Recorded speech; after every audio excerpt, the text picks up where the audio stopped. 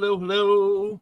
If y'all could please let us know if you could see and hear us, that would be swell. Twitch looks good. Wake up, Mr. YouTube. What you doing? Hello, y'all. I know once it gets going, it's fine, but it's always so slow to get out of bed. It's just like me. There it is. Okay, now we're good.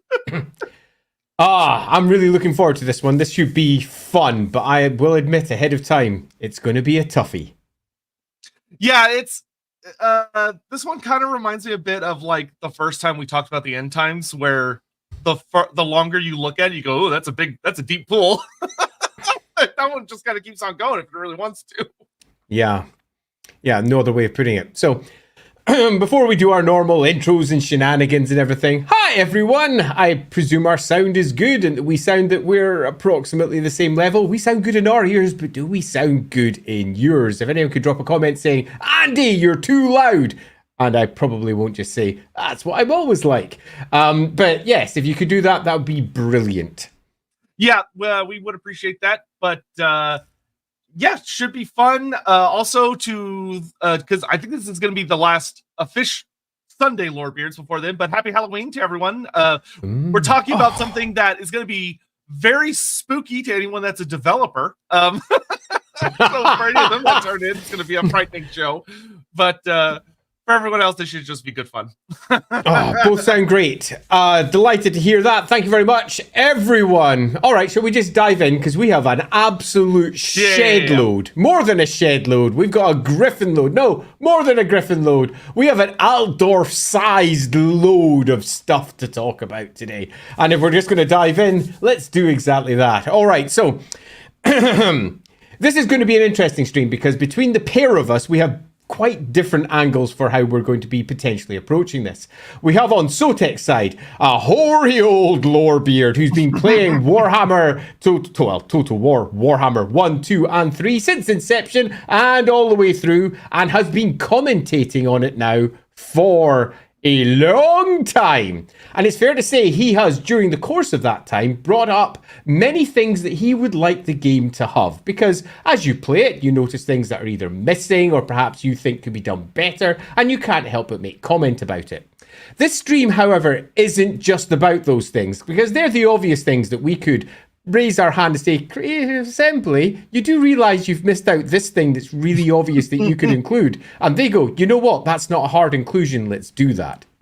That's not what today is about, because today is about our dream inclusions, as well as those. So this is going to be a host of ideas, suggestions, wishes that we have that range from the very easy for someone like Creative Assembly to just go, oh yeah, we could add that, to the absolutely insane, it's never going to happen, but if we were in charge, we almost certainly would say, can we do this? As the various programmers shake their head and say, no, dude, don't be ridiculous. So we're very much looking at a broad array of things here, not just simple things. Would you like to step in there? Yeah, well, what I'll say is that my deep personal goal with this is that hopefully we can put some ideas out into the cultural community zeitgeist that should result, I hope, in the developers having a dartboard with me and Andy's face on it somewhere in their office where they curse us every day when people bring up the shit we talk about today.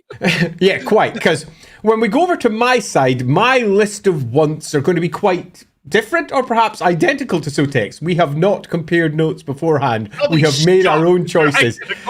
So this is going to be super fun. Where I'm coming at it very much from I have been writing for Warhammer for longer than I care to remember. I have been playing with Warhammer since the first edition of the game, and I have it pretty much hard baked into my soul. There's all sorts of things I would love the game to include that it currently doesn't, and often for very good reasons, because it would be stupendously expensive to implement. But that doesn't mean I'm not going to come along and say, why doesn't it do that? You know, just to get my face up on that dartboard. Thud. Andy, you suck. So we're going to probably be taking this in slightly different angles, but who knows, as we get going, we might end up saying exactly the same things. However, because there is so much here, and we are going to be talking about the entirety of the game, we've come up with a very simple plan to try and organize how we're going to be approaching this. We're going to be taking the existing factions first because the existing factions are already there and we have opinions as to things that could be added to them. Personally, I've limited my opinion significantly because there are so many factions and I've tried not to do more than one per faction. And trust me, that's hard. I mean, really hard. Yeah, I didn't bother with such things. And it's fair to say I have completely broken my own rule in several places because in some places I was like, no, I also want this and I want this too, as I tap down some notes. So we're going to go through all the existing factions first. And once we've done that, we're then just going to basically dive into the deep end and start chugging through new factions or new game mechanics or just other stuff that we could include, stuff that we would really like the game to include in one fashion or another. Now, that could be really big stuff, or it could just be, why isn't this single thing here? So we're not going to be limiting ourselves in terms of scale. It's going to be far more of a dartboard full of awesome ideas, some of which you may or may not like, which is the last thing that I would really like to bring up. And that is, this is a big subject, and we would really like your opinions on this, particularly if we bring up something that you think should be added or you disagree should be added. If that's the case, dump into the comments. I meant to say jump. I'm, by the way, still super ill. Am I high on pills? I'm not that much different to normal, Andy. It's just I have a lot of medication in me just now. So if you like it, one of the ideas, jump into the comments and please say so. If you don't, jump into the comments and please say so. Or if you've got a better way of doing it than what we've suggested, I would argue that's the best way to jump into the comments as well, because hopefully then we can modify our arguments and say, you know what, this is a better idea, because it's not just about us bringing up all the stuff we'd like to see. It's about trying to bring some sort of cool list together of lots of cool stuff that could be added to the game, both ridiculous, blue sky thinking, and not so ridiculous, very feasible. We could do this if we were perhaps influencing Creative Assembly directly. It's about all of that wrapped together, so please do drop your comments in. And lastly on comments, before I pass back to Sotek, obviously we get a lot of lovely super chats as we're going through. We're going to be taking those in batches as we go, like normal, but it's worth noting, particularly for this one, that if you drop a super chat in that's speaking about something that we've already passed on from, we apologize ahead of time for coming to it late, but we will make sure that we bring up every single super chat that's dropped in. And we will be especially interested in those super chats that are bringing in something new, fresh, and different that we've not already discussed, because we're looking for as many cool ideas as possible through the course of this stream. Yep. So without further ado, let's go ahead and start knock those out that came in before the stream started real fast. Sounds good. Jordan 9000, want to thank you very much for the 28 months over on Twitch. And Lorebeards is back. Yay! Cheers to your health, Andy. Cheers indeed. Cheers indeed. Thank you. Thank you. Face Octopus. I see Lokir Fellhard has shown up today. Andy Sotek, you don't have Fishman on your list. I swear to Dagon, I will throw you into the Massachusetts waters like chests of tea. It's on my list, and we'll get to it. But yeah, it's on my list. Yeah, we will definitely discuss Fishman. Definitely. Unironically. Yeah. So unironically, that's a crazy idea. Necromancer Cobalt, howdy y'all. Andy, I was wondering if you need another reminder about my question from the Lorebeards Q&A stream, the one about Winds of Magic. I would picture a yes. Yes. I will be as blunt as I can be. My brain currently resembles a piece of Swiss cheese. I have been through the ups and downs of health concerns over the course of the last month or so, and I am not frightfully well. So if I promised anything more than about an hour ago, it has gone from my mind. Ping him on Discord. So, yeah, ping me, and then if I don't respond, just ping me again. I will definitely get to it. Oh. Maglejaw, if you had to pick one new race, which would it be? Mine would be Fishman or Koresh, but I wouldn't mind also Indapon, Hobgoblins, Dogs of War, Warhammer Korea, Lumbria as an Oceania, the Amazons, etc. Please give us everything. So we'll hit more on this towards the end. So I don't want to tackle this just yet because I'd rather wait until we're kind of like in that space. So once again, kind of stay tuned. So I'm going to say exactly the same thing. Magladroth, Picking one will be enormously hard. We will be moving on to picking our favorites of the potential new additions that could be made, and they will probably not be the same as the ones that Creative Assembly always certainly will move on to, because after all, we have our own preferences, and Creative Assembly are driven not only by their own preferences, but by what Games Workshop would actually like to see happen. Nils, follow-up question. What goods would you imagine it would be worth taking the Ivory Road? Oh, if you were traveling the Ivory Road, what would it be worth it to do we think? Who would be willing to pay for such things? And I hope to see the other Cathane dragons sometime. So as for a quick lore perspective, I mean, it's kind of like thinking about turning and looking at our world and what are the kinds of things that people would travel all the way over the Silk Road to go get and come back. It's pretty similar. So that's, agreed completely. What I would suggest is you typically find any major trade road is all about getting the goods you can't get locally and just cannot be received. So the goods that you're going to be getting down that particular road are all of the unique flora, fauna, and various crafts that exist in the eastern part of Warhammer, assuming we're east and westernifying it in the same fashion, that aren't available in the west. And there's just loads of it. Absolutely loads of it, whether it's the classic spices, the classic silks, the classic materials, et al. There's also all manner of stuff that we've already seen from Grand Cathay that is not available in places like the Empire. That being the case, all of that would be pushed down, and in turn, don't forget that this is a road that trades all the way back again. It is very, very easy to take a westernized view and go, it's all about what comes from the east. It isn't. It's also all about what goes back to the east, or pardon me, goes to the east. It's a two-way trade route. Don't think of it as a one-way one. Yeah, that's the biggest thing by far, in that, like, oh, who's paying for it? Well, a lot of the time it's people selling stuff. You're trying to sell materials that they think will do well over there and then hope they can buy stuff and bring things back, as opposed to necessarily just chests of money. Warzag's Morky Mischief. Hello, Sotek, hello, Andy. Hope you're both having a great day. I was wondering if you could bring a character back if you could bring a character back in Age of Sigmar from Warhammer Fantasy these days, who would it be? Personally, I would like Grimgor to make a cameo. Grimgor would be him and Gordrak are so similar. I feel like tying the two of them together in a way could be kind of interesting. I don't think I would necessarily think Grimgor coming back would add much, but for me, I'm still pretty heavy on Team Tehinuin, just because he's my boy and I love him. And the Sotek themes they're doing things with it, but it's still kind of in the background-ish. So bringing someone like him back would be fine and fun. I would love that a lot. Seraphon don't really have, Lord Croak's around, but he's different. So bringing back a classic Lizardman character would be great for me. I'm going to go a little bit different and go all the way up to the Divine and say something like Myrmidia. Myrmidia would be interesting. Yeah, she does have some mentions and some newer stuff, I think, but they haven't committed to the bit. He said, "Here she is." Yeah. Sean Schultz, which area would you like to redo and or Southlands start with? Which area would you like to redo and or Southlands start with Lumbria / Australia?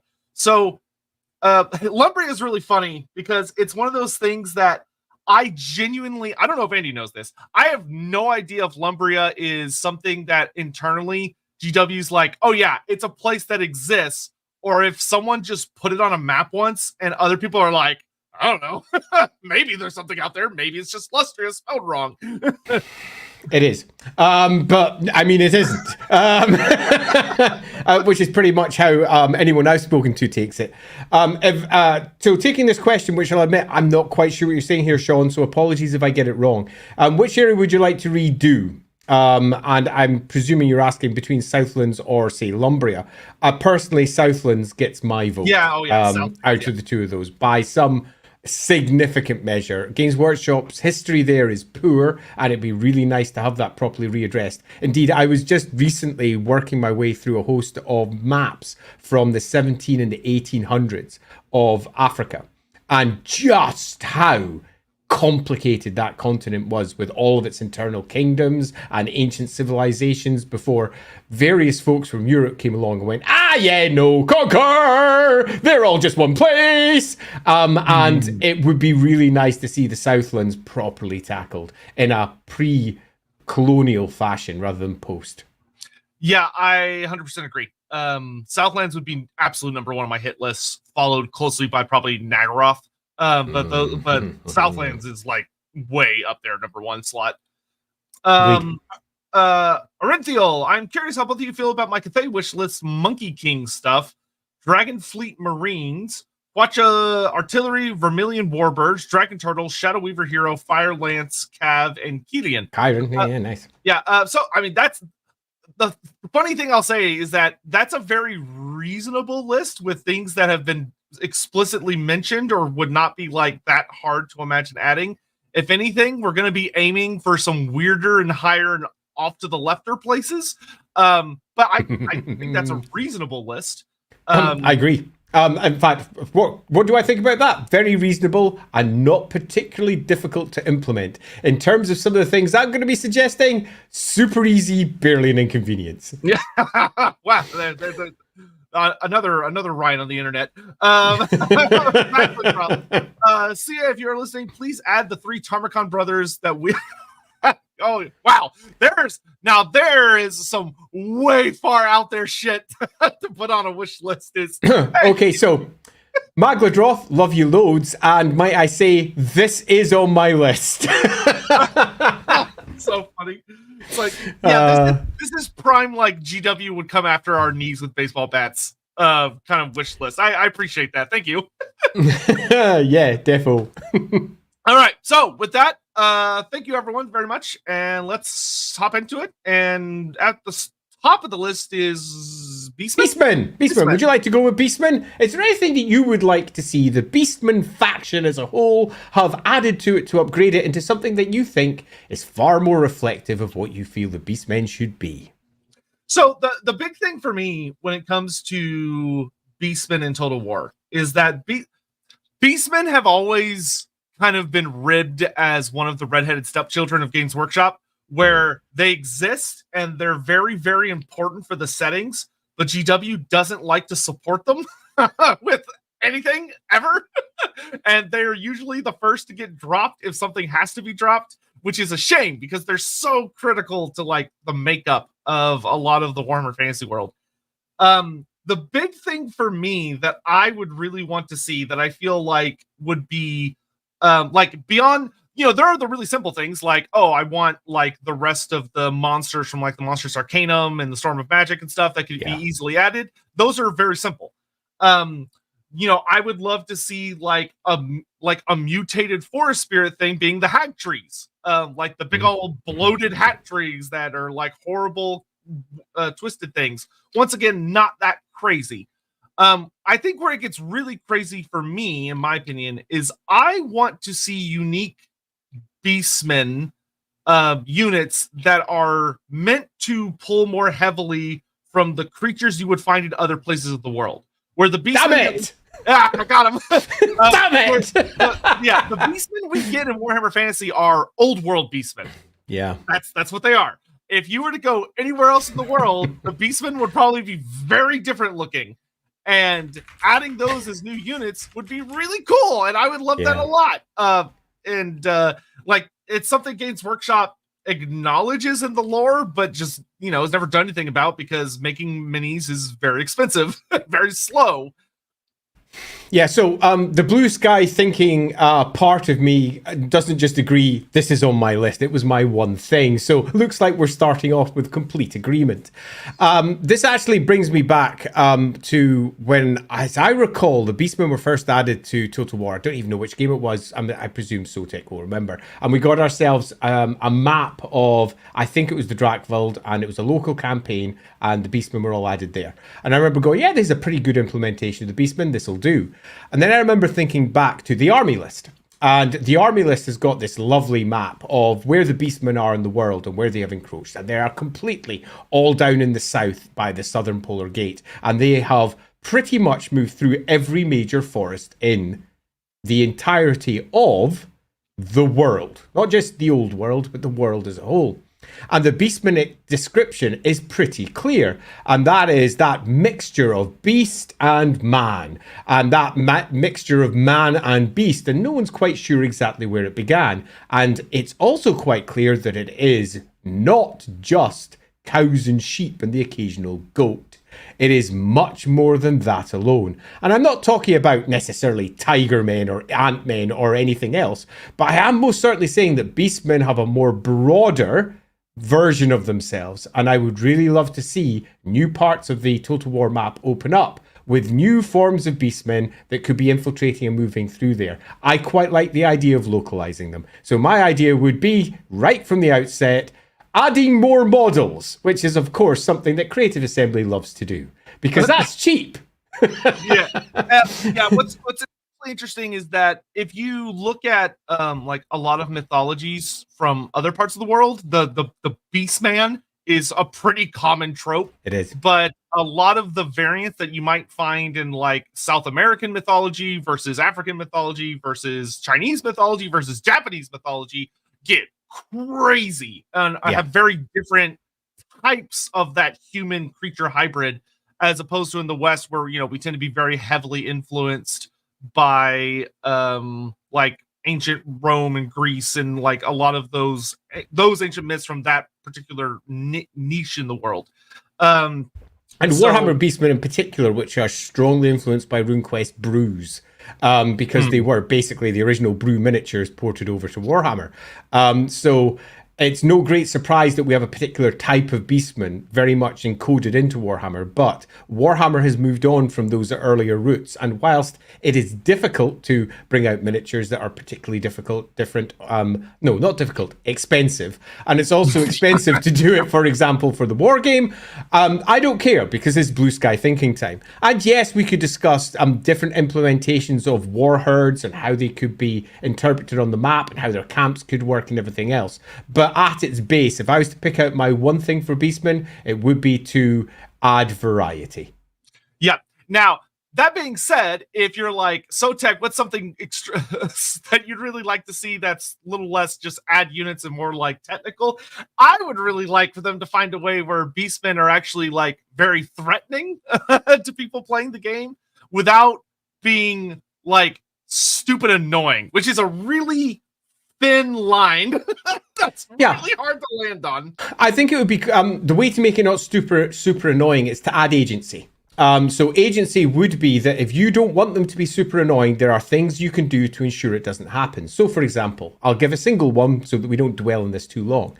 If we are dealing with the Drakvald, this is a particular famous forest, much like the Forest of Shadows in the Empire, that are known for being absolutely clogged with beastmen. If you are in control of that particular area, it is noted as being a potential spawning point of beastmen. And you can keep that down by building particular local garrisons, or by, for example, spending some of your resources to ensure this does not occur. In the same fashion that if you're playing Cathay, for example, you know that there's going to be a chaos attack every once in a while because there's a mechanic constantly rolling in the background saying it's about to come. You can have something similar for the Beastmen. The Beastmen war herds are potentially moving through this area. They are going to be an issue, but instead of making it the same as Cathay, you instead have it something where you yourself have the agency to control it. So it's a perhaps random number generator. It may never come, so you might not want to put resources on it, but if you do put the resources on it when it comes, you'll be able to easily put it down. Something that makes them a threat, and it would be relatively easy to implement, and then you could pick out, because there's already a map for it, all the core areas where beastmen might spawn and have them pop up. And if you've built the necessary garrison or resource, then you're immediately aware of that force is. You can do something to potentially stop it. You potentially even have a force ready to stop it. I'm going to add one more stupid thing that no art designer would ever want to do, and they would hang me from my toes for suggesting. I would love for them to go back and redo Morgar's model so that he actually does what he does in like the stories and stuff, where his lower body is like a mutating mass that kind of just carries him forward. Because right now he just kind of has legs. And it's like, it works, but it's not really what Morgar is. Like, if you go look at his old tabletop mini, he doesn't have legs. He's just this like horrible mass like emerging out of a fleshy stump that's got like tentacles and all this other stuff. I would love to see him get tuned up to instead of just having silly little goat legs be what he would actually look like. But I understand why he doesn't do that, but it'd be cool if he did. So, are we done with Beastmen? If so, why don't we do the super chats? Because there's probably about 4 or 5, and then that's perfect. Yeah, excellent. Gazelle Beastmen in the south or elephant tusks. Yeah. Like, and I think that's a perfect example of it. You know, big, long, thin horns. Because we almost get some Beastmen that are almost like that. I remember I did a conversion for a Blood Bowl Beastman called Brute Longhorn, I think he was, and he has very antelope-like horns, and the antelope would make a particularly good Beastman equivalent. Yeah, there's a lot of especially when you're dealing with horned creatures, there's a lot of fun you can have. Even especially if you kind of break away from the typical thinking of like mammalian beastmen and start dealing with like certain kinds of reptiles and insects and stuff. But sticking with kind of that horn theme, you can get some really crazy things.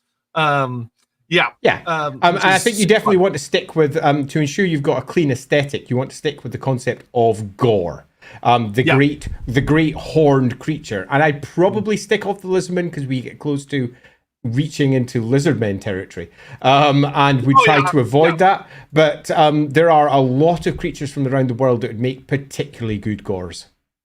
Hendrik, Wolfrub bundles on sale at Humble. Yes, it is. You can pick up a ton of different Wolfrub books from different editions on Humble Bundle. And a lot of my work too. So I obviously, if only I got money for that. Obviously I don't. So what you should be doing is buying a copy of Dark Deeds. And yes, I did get at least one mention of it in during the course of the stream. There you go. That's his blue sky. Put Dark Deeds in Total War Warhammer. Put Dark Deeds in Total War. Yeah. Darius Rose would love an elephantar. Elephants. Elephants kind of land into an interesting space because there are suggestions that are out there that when you're dealing with something like an elephant, you start leaning into what might exist in the Kingdoms of End as opposed to something that would be in the Beastmen in particular. And that's always been the tricky thing with Beastmen, is that certain creatures that in the Warhammer world would fit the literal definition of a Beastman are not part of the Beastmen because they belong to somebody else. I'd probably be looking for your Southern Asian style, moving in with their equivalents of their local bison-like creatures.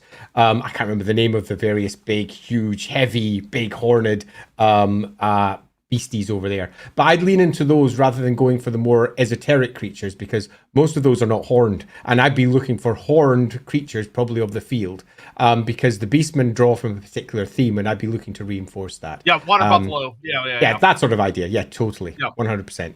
Singemeister, wasn't there an old camel Beastman from Citadel? Probably. Citadel used to release all sorts of bizarre little like one-off minis. There's pretty much mutant models of all kinds, some of which are still my favorites to this day.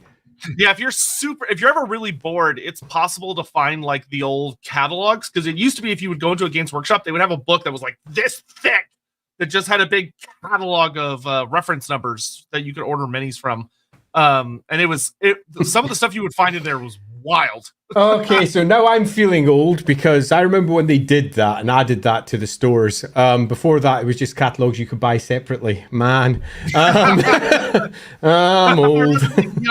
Being a young lad at the GW at my local mall, and it was like this big Bible of strange pictures. Darius Rose, Greece is his chicken wing, replaced with the Emperor's sword. The Emperor's of Mankind's sword. That is all. I don't think Greasus needs that much of an upgrade. I realize he's not that great in the game right now, but for him to have the Scepter of Titans and whatever the hell that sword is called might be a little much. Ryan Woodall, simple wish for myself would be a TLC update of the older factions from Warhammer 1 and 2, given the love and attention Warhammer 3 gives.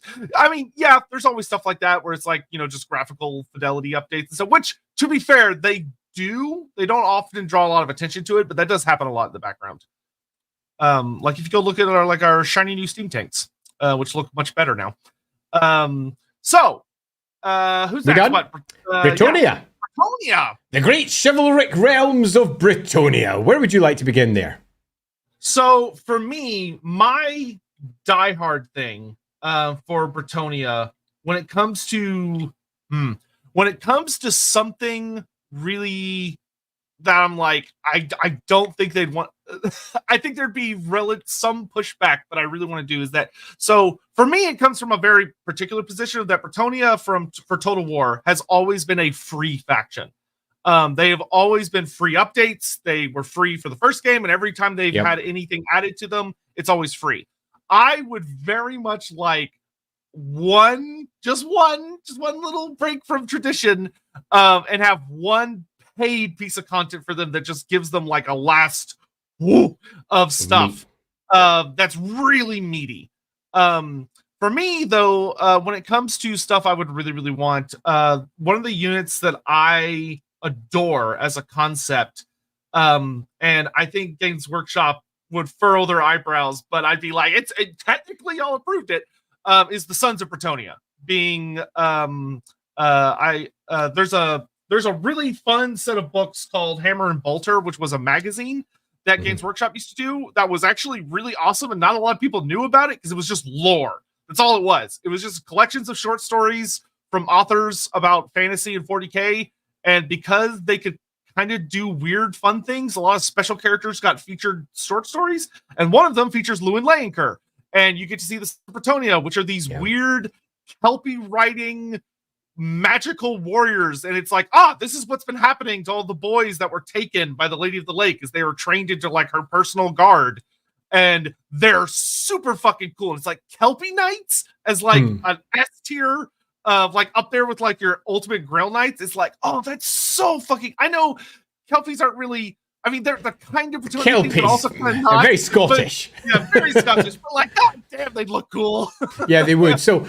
I'm somewhat similar for Bretonia, and not necessarily in exactly the same place, and that's that I feel Bretonia has always been on the let's say the very thin edge of the wedge in terms of the level of importance it's given. It didn't get much in the way of proper support in 8th edition, like any, or 7th edition, like any, leaving us with a pretty broken army anyway for CA to adapt.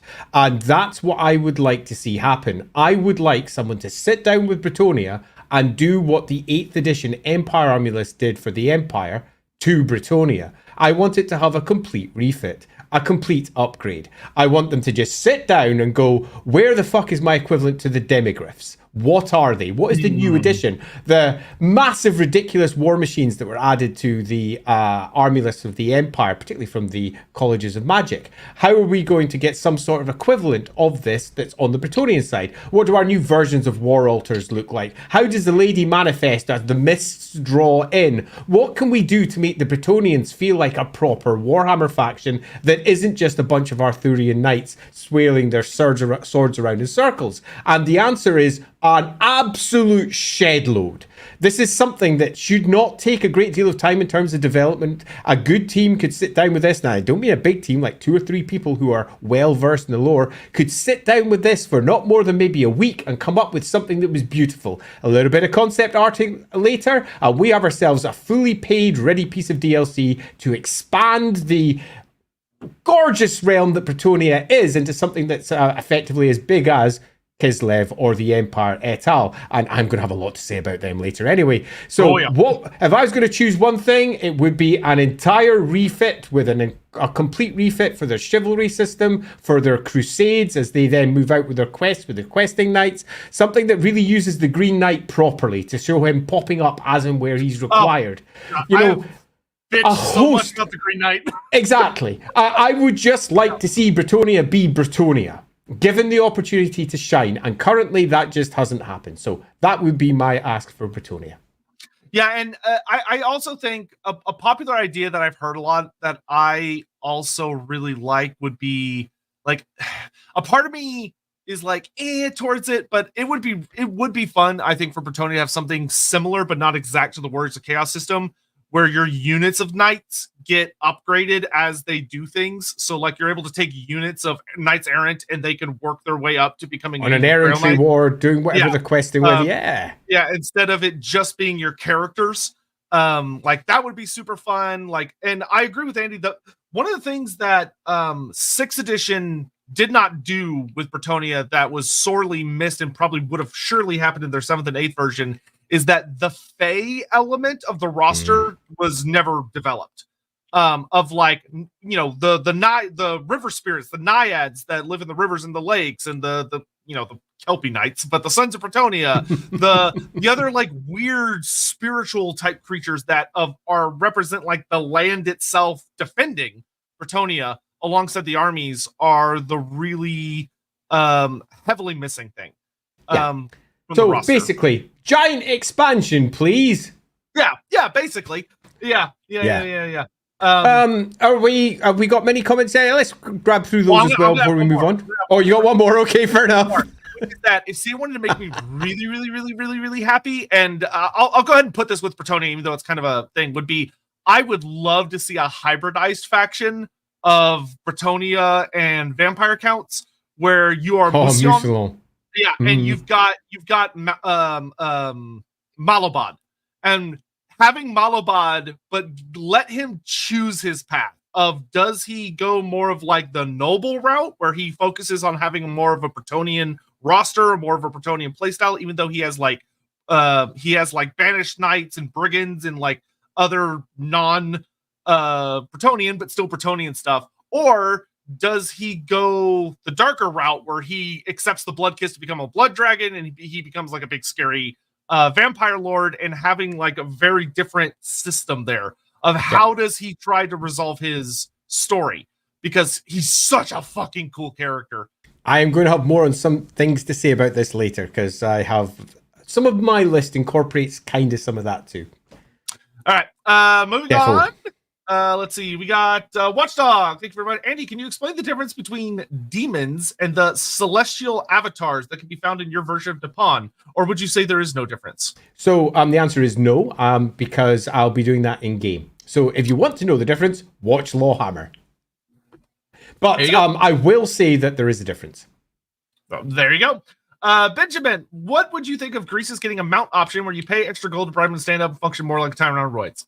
I would say absolutely not. I understand why people want this, but Grease's whole thing, like one of his whole titles is too rich to walk.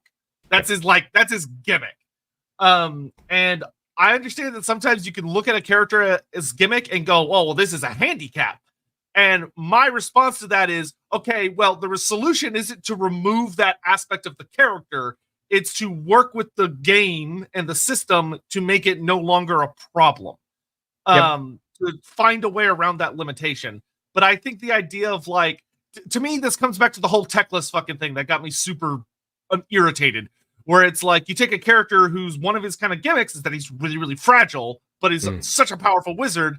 And then CA kind of came in and was like, oh, here's an Arcane Phoenix. So he's a hardcore badass melee lord now. And it's like, well, then it's not techless. Like, that's not techless. Agreed. Then. So I would be very, very against that. Bluntly, character is important. And if you take away core aspects of a character, then you turn everything into and everything becomes the same. And it's those characters that matter.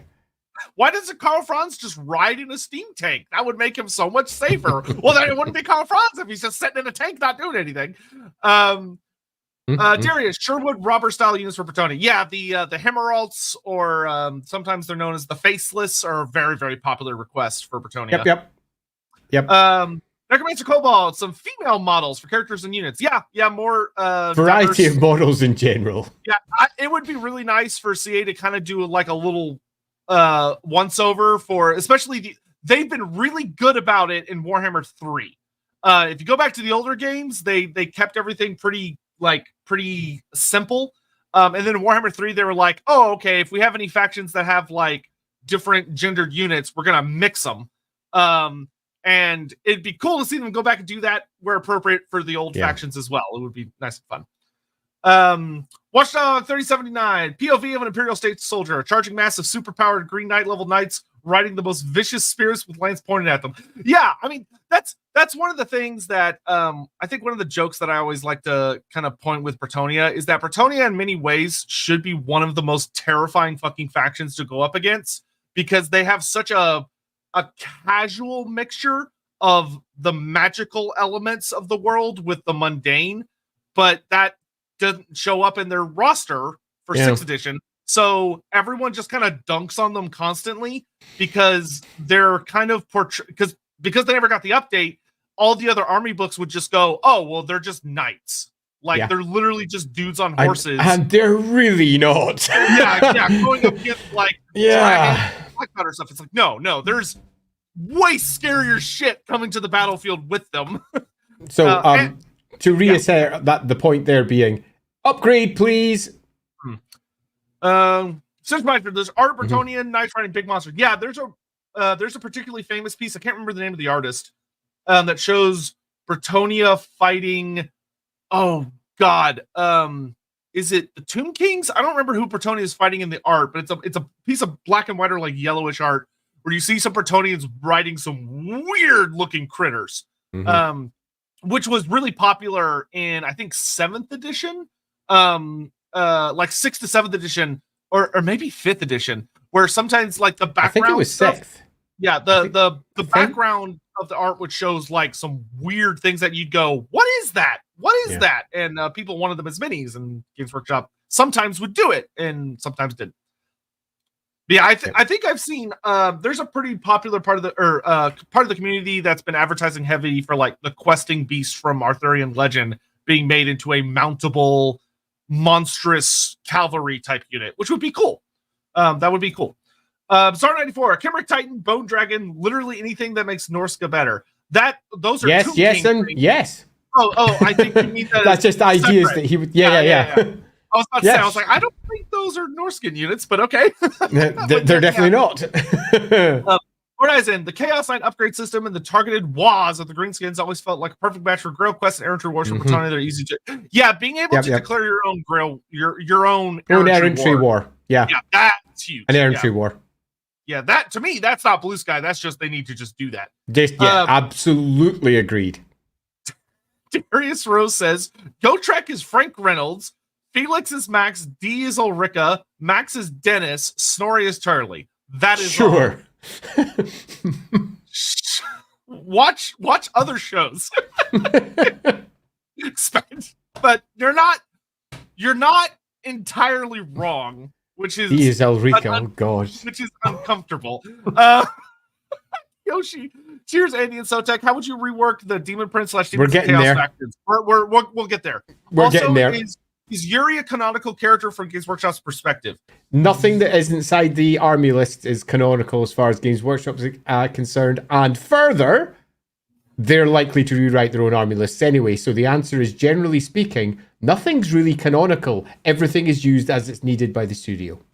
Yeah, and keep in mind, Games Workshop's official position on canon as of like a year or two ago is literally everything is canon. Yeah, so they're pretty meh about canon as a concept. I would actually go so far as to say that Games Workshop does not like the concept of canon as it exists in like other fandoms, because they find it limiting. Next up is Cathay, Grand Cathay. Okay, I'll have to start in this one because my one's super simple. Give me more fucking dragons. Where's my Yin Yin? For fuck's sake, where's my Yin Yin? Where's my Li Dao? I want more. Hell, I'll even take a freaking Moon Empress. I say Moon even. And a Zen Yang coming down from the throne. Having said that, we've had some pretty good discussions for why that shouldn't happen in other streams. But I really want Yin Yin. And I really want Li Dao as well, I suppose. But Yin Yin in particular, because it opens up one aspect of the game that I think a lot of people think is extremely underserved. I'm not going to go into it just now, but I am going to definitely go into it later. And that's what goes on at sea, naval battles. Because I'm saying it, okay, and Yin Yin is the Cathayan door through which that particular route towards the proper expansion of Total War Warhammer should go in. Yin Yin, give me my blinking sea dragon, please. Thanks very much. Yeah, I think, oh God, Cathay. I adore them very much. I think, for me, the Monkey King, I think, is my personal priority at the moment, of that, like, he represents something so wildly exotic compared to the rest of the dragons. Like, where the dragons are all kind of like striving for this harmony system, like they're all kind of working together. The Monkey King is this absolutely maddening element that's a part of Grand Cathay, but he's so chaotic and disorderly that I'm really excited to see what they're gonna do with that. As far as like how do you take something that bizarre and that different compared to the rest of the faction thematically and make it part of the faction where he still works with it, but he's his own separate thing.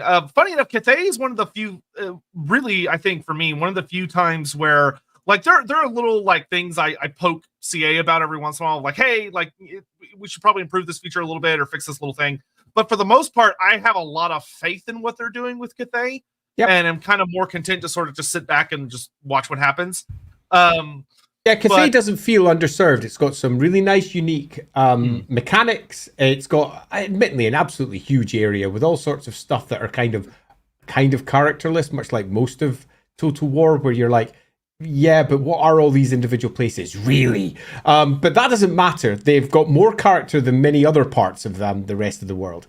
And they've got obvious places for expansion. And I'm quite happy to just sit down and go, yep, you know those areas of expansion you've left open? Please do so. Give me frickin' Yin Yin. Yeah, Yin Yin is, when it comes to the two remaining dragons, Yin Yin, everybody, the daddy's girl failure. Oh god, I don't know what it is about like girl failure, boy failure characters that is so endearing, but it is very endearing. Yeah, I just want a bigger story. I want more, and I like what has been already built there, and it's been integrated well. Can we please have more? Yep. So yeah, I don't really have anything to add. Okay, so are we ready to move on? Because we've got a big one we're about to hit. Okay, this is the one thing I'll add is it would be cool to see Zhao Ming and Miao Ying get some actual personalized mechanics. Like, Zhao Ming's whole thing is like he's a god tier alchemist and forger. Like he literally is crafting with warpstone, and it's kind of driving him crazy. But like he's mostly successful. Like that as a mechanic would be fun. Like maybe he can make his own magic items or things like that. And then doing something with Miao Ying and like the various the city of Nangao with its like 9 rings of defense. And how she's the matriarch over like the big invention gunpowder city. Those two could be made more exotic, which would be fun. They could. That's going to go to something that I'm going to be definitely dialing in later, which is there's a lack of character for some of the characters. But I don't want to dive into that yet, other than just simply say, I am going to discuss this later. Darius Rose says, maybe the Woodlouse, British wild man, but a lot bigger for Bretonia. I don't know what that is.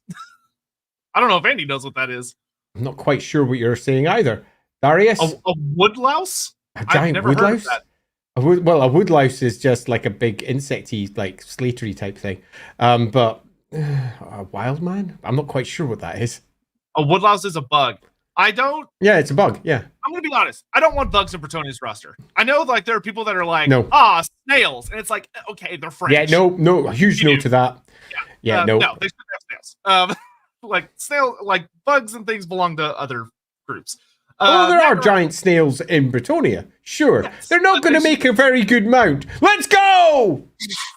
Yeah. No, stop! The snail's coming! Nothing says the chivalric glory of Bretonia like snail knights. Yeah. Nagarach, weird off topic, but have you guys ever met? What would you do if you would spend a day together, assuming all in great health? So we haven't yet. Unfortunately, the universe conspired to have me do my big Scotland trip right before me and Andy started chatting. Funny. But I think we both hope to at some point. And as far as what we do, we probably just talk a lot. More than likely. And eat lots of food, because I am a good fatty. Yeah, there'd probably be a lot of eating and a lot of talking, and like it'd be a mixture of wouldn't this be cool and isn't this fucking stupid and wouldn't this be cool and God I fucking hate that this is a thing and wouldn't this be cool and we'd almost certainly play Dark Deeds. We might even roleplay. You know, there'd be all manner of cool things that we could do, and buy Dark Deeds. Indeed, if you want to see Dark Deeds being played, next Friday, we're going to be playing it as part of LAWhammer. So watch next Friday, because we're going to be showing how Dark Deeds can be played as a part of the Warhammer world. Oh my god, it's the prophecy from Rookery Publications is finally coming to fruition. It's happening! Where we're going to be taking the game and saying it's part of the Warhammer world, and they won't be running down some fantasy streets. They'll be running down the streets of Altdorf inside the game. It's going to be fun. Krimgelto says, how about a gold toad dragon? P.S. Krimgelto means me. Yeah, we know. I mean, a gold toad dragon. That'd be so gross. But you know, I can see, you know, yeah, sure. Arinthal, I forgot. I also like for Cathay, a dragon turtle character who's the progenitor of the dragon monks. Update for Cathay Heroes / Vanilla factions. Yeah, so the dragon turtle would be kind of an interesting thing because the dragon turtle is a creature, like, although it has existed, it has a lot of mythology. Avatar: The Last Airbender really kicked it into like the Western zeitgeist as like a creature where people are like, oh my god, dragon turtles, fucking awesome, and like what they represent in a Western view. It would be interesting to see how CN Games Workshop would handle it. That you would hope they would focus more on the inspiration that came from like the actual Eastern myths and do something, swerve in a different direction. But it'd be interesting to see what they do with that. That being said, if we ever do get Yin Yin and she comes with naval units, which hopefully she should, I would be shocked if we don't get a dragon turtle. Or some equivalent, yeah. Totally. Yeah, I would be shocked. Yeah, me too. Dank Matter, I'd love to see a minor rework of Aalor yeah. to increase attrition, custom events that teleport and or temporarily cripple armies, battlefields that reflect the varying regions. Yeah, so this is something that CA's actually been hubbugging about recently, which I hope they continue to work hard on, which is the idea of trying to make various places in the campaign world interesting and different. Aalor has always been really tricky because there's the concept of you want to make places feel interesting or dangerous or exotic, but not make them annoying. And it's still fun to play on. Yeah, it's that tricky thing of that when you're dealing with as many players as Total War Warhammer has for a strategy game, different people are going to have wildly different level of tolerance for what's a fun mechanic versus what's a stupid mechanic. Like I would love for Aalor to be, you are going into hell when you try and invade it, because like the Wood Elves, like they are awesome at defending it and going into it is a nightmare. But that one is kind of tricky of you can't make it such a nightmare that a part of the player base that's especially on the more casual side goes, I fucking hate Aalor. Fuck this place. I don't even want to play a campaign if I have to deal with it. That's a difficult flip to not eat shit on, so to speak. I broadly agree. I'll pick up my opinions on good old Aalor Nal when we hit the Wood Elves, but I broadly agree with what you're saying there. Demons of Chaos should have named perfect timing. Yeah, so speaking of which, we're moving on to Chaos. Okay, so Chaos is quite a chunk of material, which I think we can all agree has not necessarily been handled with the clarity that could be. We have ourselves our Demons of Chaos, our Warriors of Chaos. We obviously have our core Nurgle, Slanesh, and Tzeentch factions. As I turn around to good old Mr. Sotek over there, what would you like to do to turn this into a proper, as if what's existing already isn't proper, but a proper, clear set of Chaos forces that you think rock? Yeah, so there's a really funny thing, in my opinion. I don't think CA thinks it's funny, but I thought it was funny. Where you could tell that Creative Assembly went into Warhammer 3 and GW kind of came down from on high and was like, hey, in Age of Sigmar and 40K, all of the Dark Gods are separate races. So we need you to make them separate factions. And CA went, okay. And they're like, but you need to use these old books where they're not separate factions and just make it work. And they went, okay. And they've done their best. And sometimes it works well, and sometimes you're left scratching your head a little bit. But with what we have, the big thing for me, the huge thing for me, so my current white whale in regards to all of Chaos, I'm talking like everything Chaos related, my white whale is I fucking hate Bellacor's current implementation. I hate it. The fact that he is in the Warriors of Chaos roster drives me insane. No. Be'lakor is Demons of Chaos. He is Yeah. the Demons of Chaos character. If you go back to all of the old editions, if there is a Demons of Chaos option, Be'lakor is right there as the big dad. So I would move him. And granted, CA would hate that because the reason, for anyone that doesn't know, the fun story behind Be'lakor is there's two really funny. There are two interesting things that happen with him, which is the first is that for some reason, when they were developing Warhammer 3, an idea kind of got traction somewhere in the studio that, oh, we'll give everyone a customizable Demon Prince character so nobody will want to play as Be'lakor because they could just make their own Demon Prince, not realizing that's not how that works. That's not how that works for the Warhammer community. We want our cake and to eat it as well. But because that happened, Be'lakor did not really get made for the game or did not become a playable thing within the game until very, very late. Like pretty much right at the very end of the dev cycle. So because of that, instead of being like a fully fleshed out campaign with all the bells and whistles and being part of the Demons of Chaos, they had only designed the Demons of Chaos so that its features revolved around Daniel or Prince Yuri, the customizable demon character. And because the mechanics only revolve around him, they couldn't just like add Be'lakor in. It wouldn't work. It would literally break down immediately. So because of that, they would have to go in and redesign the Demons of Chaos as an entire faction, not from the ground up, but like pretty significantly. And I think they should. To put it very bluntly. Yeah. And Be'lakor should be in it. And Be'lakor should be just like, it's funny, they've done some things that I think work really well. Like the idea of, oh, well, how would you get Demon Prince characters if you don't have mortal lords and heroes? Well, Be'lakor already has a feature right now where if he uses agent actions against an enemy, a lord, or he beats them in battle, they will turn into he corrupts them. They start turning into a Demon Prince after like 10 or 15 turns. You literally solved your own problem. That being said, I like Daniel, the whole customizable Demon Prince. He's a fun idea. I think it needs more. It needs less of I have a plastic toy that I'm switching out parts, and I think needs a little more direction. Like my biggest issue with Daniel is that CA kind of shot themselves in the foot because they came up with him and said, look, here's a completely customizable character who has a canonical backstory and has a very specific relationship with Kislev. Yep. And it's like, oh, why though? Like, shouldn't he have like different backstories that you could pick from? And the different backstory changes like his acts, like what his, like where he comes from, what his accent is, who he hates. Like, it was really weird for me that they were like, oh yeah, we're going to do this Kislevite guy instead of letting you kind of pick from like a list. That would make it just so much more interesting. Yeah, my chaos and all of my chaos discussion is really very easy.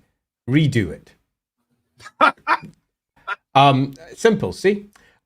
Chaos is a mess. Our 4 individual factions, I think, make sense. Our warriors of chaos, which are often amalgamated with Norska, sure. That sort of makes sense. But the only one who should be able to bind them all together is Archaon as a character. The Demons of Chaos should have Be'lakor. The demons are a completely different faction to the individual factions, how they go. Where the hell are my Sangor? And why don't they look like Sangor? There are lots of things that need to be done with the Chaos faction as a whole. It's a bit of a cross-pollinated mess just now, with some characters there that feel like they should be in another side, with other characters in other places. It feels like something that's been added on and added on and added on, and at no point has someone said, stop! We just need to redo this. Now, typically, the redoing wouldn't happen until we get a new edition of the game. We are left with what we have. But that's not what we're talking about today. We're talking about what do we want? And I'll tell you what I want. I want chaos to make frickin' sense. It doesn't. And now, chaos not making sense is half the fun of it. Yeah. Shut up! No! I want it to make sense. God damn it! I want a proper faction that makes a lot more sense, and I want each of those factions to be proper upgraded. Just to take a single example, if we've got our Khornate demons, they should have forge demons in there, weapon shots of Khorne, giving them new mechanics for upgrading themselves and really being truly horrific. Something that stands separate to the magic magic that's coming from the other gods. There are loads of cool, fun mechanics that Chaos should and currently doesn't have. I want, as much as this may sound stupid, I want it to be reordered. I want Chaos to be sensible, because I want to be able to choose my faction and for all the things that I expect to be in that faction to be there. And that's currently not the case at all.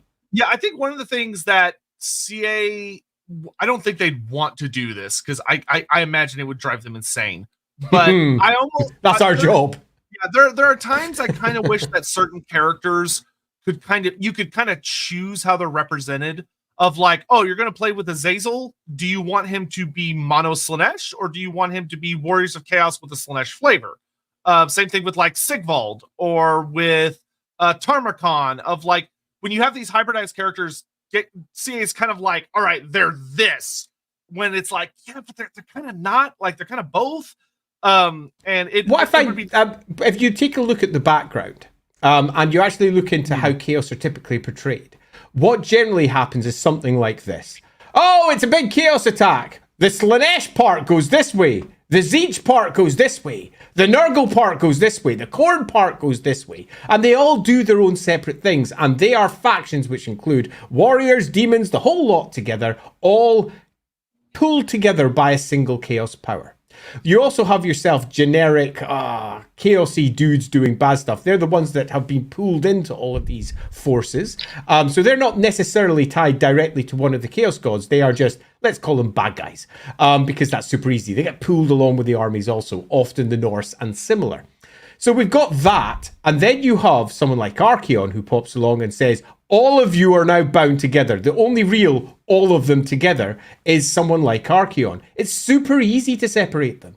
Super easy. You don't even really need a separate Demons of Chaos army. It's not a necessity. But Be'lakor, I would argue, makes it a necessity. Because Be'lakor is very much the Demons of Chaos figure at the top. And then you've got Daniel, for as much as I dislike using that name. Then you've got Daniel also. And we've got ourselves a really neat faction that can be played out in certain ways. But I feel that the whole section of Chaos as it currently stands doesn't reflect the background, doesn't properly reflect the army lists, and just feels unfulfilling. So, not my cup of tea. Yeah, that's fair. That's fair. And I will say, to be fair to CA, Chaos is having, if you are ever bored and want to take the journey of like 3rd edition Warhammer Fantasy to 8th edition Warhammer Fantasy and see how Chaos went like, ooh, as far as like who was in where, it is a wild ride.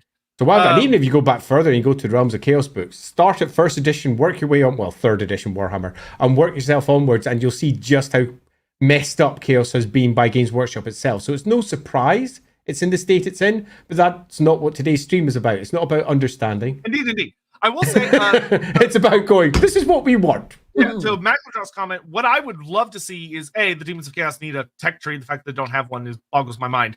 But for Be'lakor's tech tree, it would be so fucking cool if at like the nexus point of each of like the undivided tree, the Tzeentch, Khorne, Slanesh, and Nurgle trees, there is a unique Demon Prince character that you get at the core of that tree who is a reference to some Demon Prince that's popped up in one of the older books or Black Library, and they have like some special gimmicks. That would be so fucking nice. Certainly would. Darius Rose says, sorry, Woodlouse. Still no further closer to understanding. I'm sorry, Darius. I will look it up after the stream. Jeff recorded, if they add Thanquol to the game, he should get a random start location. Thanquol's on my list. We'll talk about Thanquol, a random start location. That's actually really funny. That's another way I think to get your kneecaps taken out by the CA devs. Are we ready to move on? Yes. If so, then next up is everybody's favorite, the Chaos Dwarves, the Dawizar. What would you do, Sotek, to take the Chaos Dwarves, the Dawizar, and add some new spice? They've already had quite a lot of relatively recent spice. Yeah, I'm going to be kind of honest of that. The Chaos Dwarves are pretty fucking good. They're like in a really good place. That being said, if I was really wanting to try and expand on them, the big thing that I would like to see and this is kind of a Chaos Dwarf Dark Elf thing, not just Chaos Dwarfs. But as much as it's horrible out of context, in the universe, I think a unique, like, genuine slave trade that you can interact with between the Dark Elves and the Chaos Dwarves should be a good system. Like, that should be a system that has a unique flavor between the two that allows you to build up rivalries or alliances that's very unique between those two. And, you know, anyone else that got that kind of system as a mechanic, which is something we may talk about towards the end. But you know, it's one of those things that I think would work super duper well and would not be that hard to implement at all, because they already have the system now where the Chaos Dwarfs can, like, trade between cities. So just kind of like adding in the Dark Elves as a part of that, I think would be completely reasonable. Yeah. So my chat about the Chaos Dwarves is similarly limited. The Chaos Dwarves are one of the newest factions, obviously, to be added. And because of that, they've got some of the most interesting mechanics, because they've been able to go, here's a thing, let's completely rejig it right from the beginning. And it doesn't feel like it's empty. It doesn't feel like there's just things that have to be added because there's stuff missing. They've already taken a good look at the existing lore, both the older lore and the newer lore, for the Chaos Dwarves, and they've gone, let's take it all and let's pop it all together.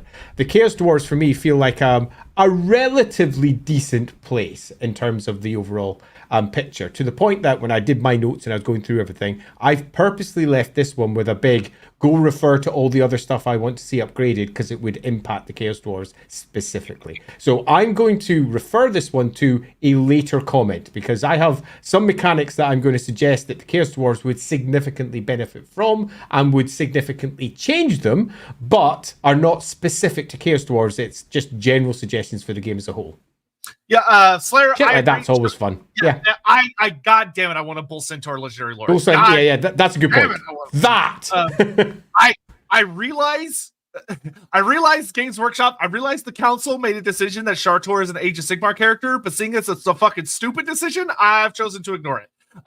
Like, either make us a new one, but the fact Shoutouts, Games Workshop to have the gall to come out and say, oh yeah, this character that came out during, like, right after the end times, and you couldn't play an AOS, and you can't play an AOS, but he's an AOS character. Fuck you. Yeah, fuck that. But yeah, no, absolutely agree with that. Oh yeah, you have the Tordric Hackheart, the tentacle kraken guy from Dreadfleet would be super fucking cool. That do. I will say, I also really like this idea from Really Scary of Chaos Dwarves having unique corruption. So this is actually what I was going to be referring to, and that is, broadly speaking, unique, more unique faction-specific corruption, empire building. I'll get to my empire building point later. But this, in particular, there should be a lovely empire mechanic for the Chaos Dwarves, and there currently sort of isn't. Yep. Matthew Lowry, hey, thanks for doing last week. It was the only thing that went right on my birthday. Keep rocking. Hey, happy birthday to you. Happy birthday to you. I hope that your week is continuing to get better. And make sure you celebrate yourself. It's important to do that. Even if no one else does, you at least need to celebrate yourself. Take yourself out, treat yourself to a nice time. You know what you like, and go have fun because you deserve it. That's important to remember. So we're moving on. From there, where do we go after Chaos? Dark Elves. Oh, Dark Elves. Everybody's favorite elf, right? Dark Elves. They're great. All right. So my one's super easy in this one, and it's somewhat similar to the Chaos Dwarves. So I'm going to tell a super short little story for why I think the Dark Elves need a mighty upgrade in the same way that I think the Chaos Dwarves do too. And that's that whenever I play Dark Elves, I'm left going, this doesn't feel like Dark Elves, because they're all kind of broken and all over the place, because that's what happens whenever you play, obviously, the big, huge campaign. And you play Malekith, and there's like factions here and there, and there's bits and pieces, and I'm off to conquer Ulthuan. Oh, it appears to be full of Slanesh. What the fuck? I want to kill all the High Elves. What the fuck? The only way to engage with the game is to actually not play the characters the way that they are.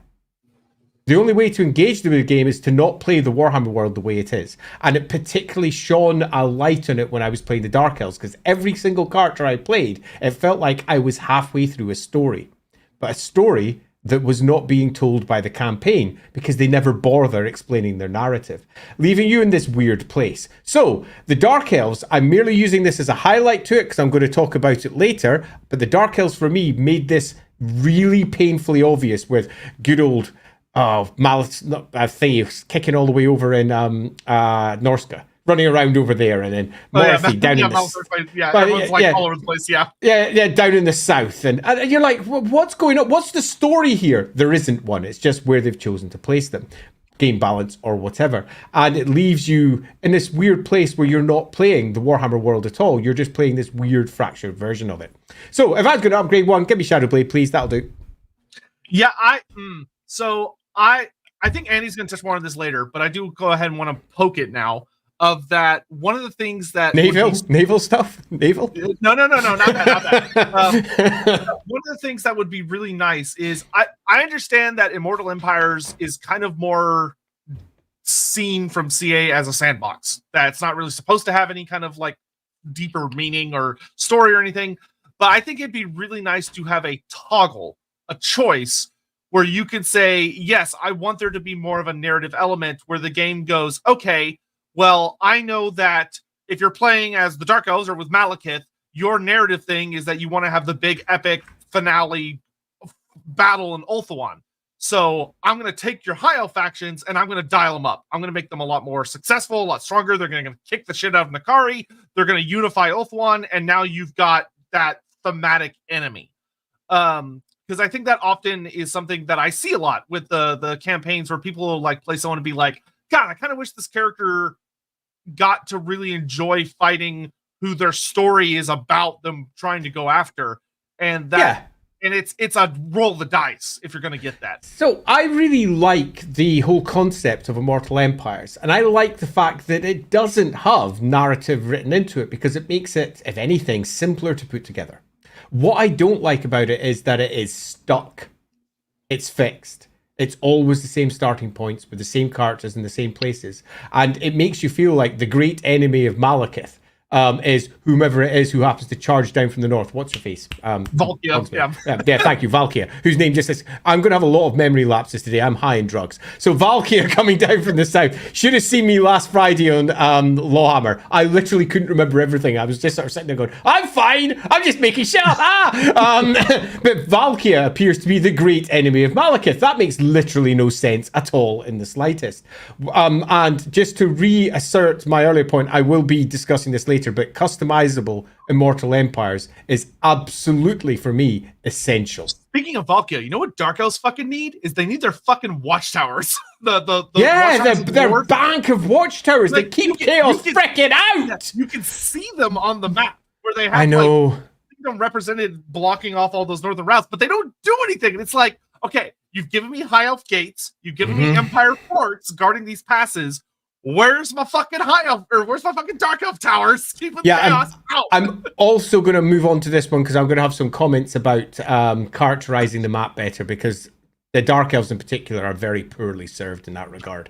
So to cut down to cut down on my Dark Elf stuff, it would be, the Dark Elves are quite fun. They've been implemented pretty well, but the actual game that you play feels nothing like Dark Elves, which is the point I'd like to bring up, which is you have an absolute iron authority underneath Malekith. With lots of competing elves sitting underneath, but they're competing with each other, generally not with Malekith. They might badmouth Malekith or whatever, but that's generally not how it's handled. And they are rock solid with this band of towers to the north and the complete claim over the area they have. You play the game, you'd never know that, because you might be starting in, say, Norska. And it's weird. It's actually weird to play. You don't play Warhammer. You play this weird version of it. And that, I feel, is something worth bringing up for the Dark Elves, because the Dark Elves are, for me, whenever I was playing, the weirdest version of that, where no matter what I did, I just felt like it kind of wasn't like playing Dark Elves. Yeah, so Gris349 brings up a cool thing of that. It would be nice to have the ability to send out the raiding fleets. Of like raiding fleets are an actual mechanic where you're like interacting and upgrading them, and like Lokir Felheart would probably be better at it, of course. But they're like, it would be nice if it was an actual mechanic where it's like, oh, the Dark Elves are sending out their convoys, Cathay is sending out their caravans, And for the Dark Elves, it's more about, okay, I'm going to pick this land where I'm going to send like a raiding force. And it's about because Dark Elves are not as much about sea trading necessarily as they are about raiding. Raiding. It would be different, but it would be really fun to be able to be like, okay, I'm going to design a faction that like maybe you don't control where they're on the campaign map. They go off and do their own thing. But like, you're like, oh, I'm going to finance you guys to go attack Lustria or to go attack the Empire or Bretonia or Kislev or Cathay and like along going through like the Boiling Sea. I think that could actually be a really fun mechanic that they could play around with. I agree. And if I was adding, if I was adding any single mechanic to it, it would be the loosely speaking, if you control the center of Dark Elf lands and you're sending out your fleets, you could attack the Empire, Bretonia, Estalia, or the Southlands, or over into Cathay, or whatever. You choose your target, and that fleet goes off, and you've got a bunch of independent little naval units, dare I even say it, raiding along colonies, and then they come back with all their slaves, which can then be used for building extra units, extra cool stuff, when you've got them back in the colonies. And their entire economy is reliant upon this. And as it stands, the Dark Elves don't play like Dark Elves.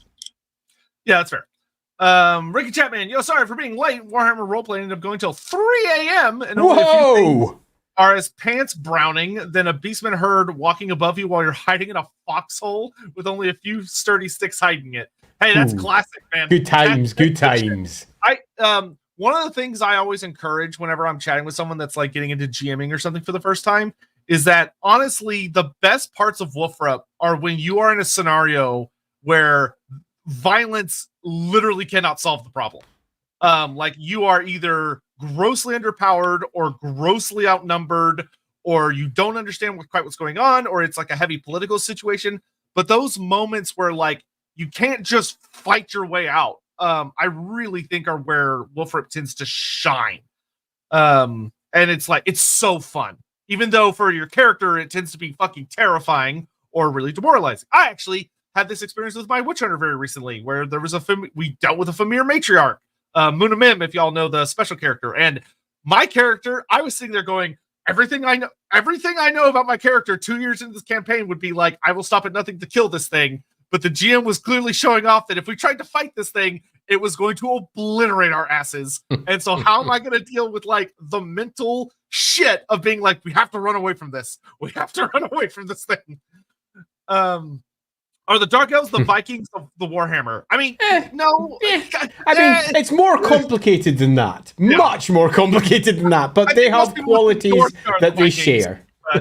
Yeah, quite. There are qualities there that are shared. Are we moving on? Oh, yeah, it's my favorite! The Empire.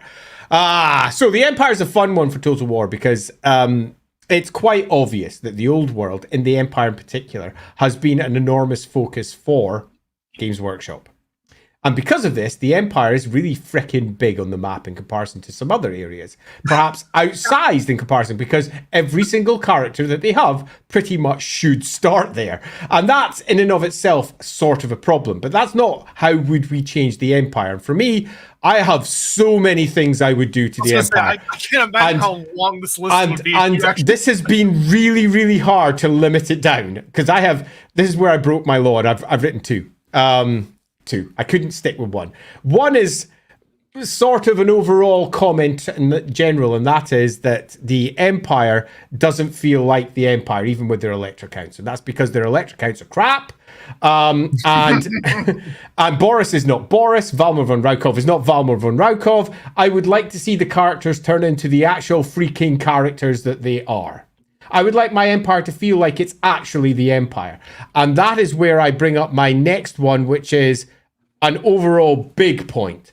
And that's that, much like Warhammer, it focuses only upon the characters that go to war. And that breaks when we move to Null, because the Electra Countess there doesn't. She has other people go on her behalf. So I would like, this is my big mechanic change, Warhammer Total War to include a mechanic for the influence of the non-war characters. Now, what the fuck am I talking about? This happens in quite a few different war games where you have characters who don't go to war, but they're the ones who are leading the nations and you're working it all through. The empire building part of it. And it's completely missing in Warhammer. That doesn't matter. All that matters is about what the next battle is, But they have a host of characters that are in the books, that are in the lore, that are extremely influential, that they have to completely ignore for Warhammer Total War because of the mechanics they've chosen. It would not be extremely deep to have a host of mechanics around these are the people in command in these places, and they have generals that go out and do the war bits for them. Emmanuel, for example, the Elector Countess of Nuln, does not go to war. And I would really like to have a mechanic where Emmanuel influenced Nuln. She currently doesn't, which is weird. It's weird ass, because she's the Elector Countess. Yeah, I think what would be interesting is if the Empire, and I would actually do this for all the Empire factions, not just Elspeth, would be the idea of like you have a patron mechanic where there is an individual or a group that your character is dealing with that adds kind of a complexity to your Empire building outside of just run forward, smash with hammer, take settlement. So I'm going to go further, much further than that. And I'm going to say that Total War completely has no Empire building mechanic. All it has is you take an area, you build the same fucking buildings again and again and again to raise the same basic troops again and again. But there's no empire building. There's no building a breadbasket. There's no decisions being made about the empire itself and how it's being spanned. That's a very common criticism leveled at Total War Quite. Warhammer. And for me, it makes it extremely one-dimensional sometimes because it's just... Each area is characterless because it's the same as the next, there's the next, there's the next, there's the next, there's the next, with occasionally one special building or one special event that pops up. But then again, only occasionally. And my empire suggestion is, I want to run an empire. That's my suggestion. Empire, please. My second suggestion is, where's my fucking halflings? We'll get to those. Working later. With ogre mercenaries. They should be a part of the empire. Absolutely should be. And if we're talking about how to expand the empire, we should have Mutland because it's a significant part of the empire. Not having halflings in the empire army is almost like you just copy pasted from the army list and forgot how the game was built and the whole empire is built. Yeah. God damn it. It's almost like Games Workshop said, please copy paste, so they did. But I don't care what Games Workshop wants because it's my list of wants. Give me my fucking halflings. Thank you very much. Yeah. Ah, man, I actually, I never thought about the idea of having like the Elector Count or like a patron if you're playing as the Elector Count that's like behind you being like, hey, we need this shit, we need this shit, we need this shit. Like, we need to address these problems, we need to deal with this thing that adds to what you're doing with the Empire that can make them really, really fun. Yeah, that would actually be super duper fun and would work really well for them. Though I'm sure... CA is probably just watching going, oh, shut up. That's never happening. Yeah, so empire mechanics for not just the empire, but for the whole game.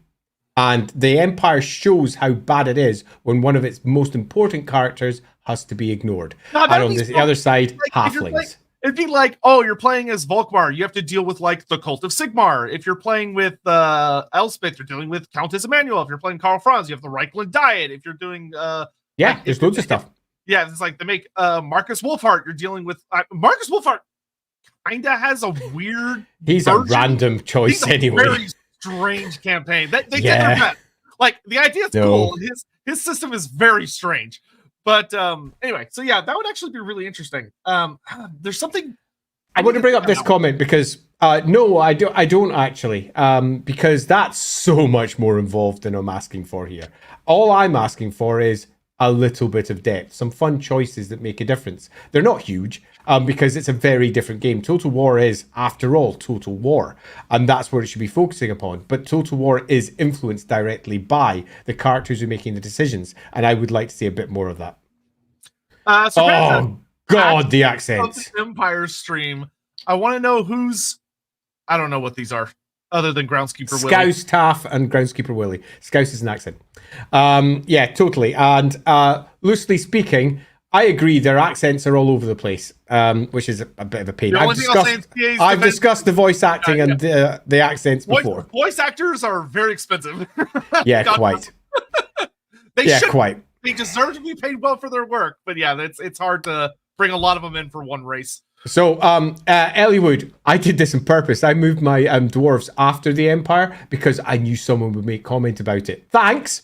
Because if ever you're going to have a grudge, it's got to be the dwarves to bring up the grudge. So, as all our dwarf players are now getting very upset for being missed. They've all had their books open this whole time going, yeah. Oh, what the hell? Andy's forgotten about them. I haven't. They're just sending after them on purpose, and I've got in capital letters. Let's see how many people have borne a grudge on me because I moved them after the Empire. So, my dwarf one is super simple, and I think will not be brought up by Sotek. So let's see what Sotek would do for the dwarves.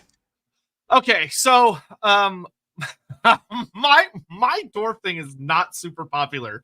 Of that, I want everything that Games Workshop made for dwarves, and that includes the fucking shard dragon. I don't care if you don't like it; it's in the book. Deal with it.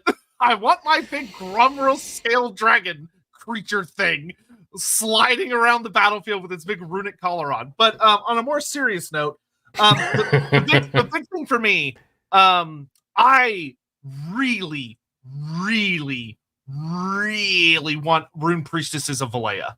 I want a lady dwarf on the battlefield as a hero that's like healing and unleashing, like got a rune staff. Like rune staffs are such a thing you see all over the place in the artwork and the stories. But when you look at like the army list or like the video game, there's no rune staffs. They're always runesmiths with hammers. And it's like, no, I want a rune priest that is like boom and like runes go everywhere and stuff. And like, God, please give me a Valayan rune priestess. Please.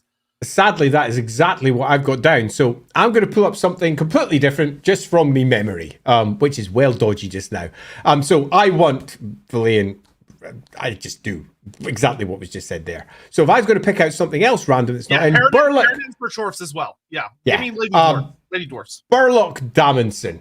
I used to have Burlock Dammonson in my dwarf army, and Burlock Dammonson and his crazy bionic arm is missing. The good old head of the Engineers Guild. So I want him in. Yeah, if I can't have my Valea, I want Burlock. But it's 8th edition. We got to use his son. I don't care. This is Total War. Total War's got bloody Pants de Leoness in it. I can use anyone I freaking want. So I want my Burlock. and the doors into the father-son faction. So we got Ungrim and Garagrim over there, and then we're gonna have Burlock and Grim Burlockson over on the other side. Other side. I think we're going to say the same thing for the next one. Do we have any super chats before we dive into the next one? Not done with dwarfs yet. Okay, anything else? The only other thing I would say is that I really think it'd be super fun to have Joseph Bugman as like the crazy wandering super far legendary Lord Alpha in like the Mountains of Morn, trying to like save the beer and stuff from those holes. Save the beer. He saves the beer. Trying to like crack into Karak Azorn and get back what's left of that the ogres have tried to destroy and stuff.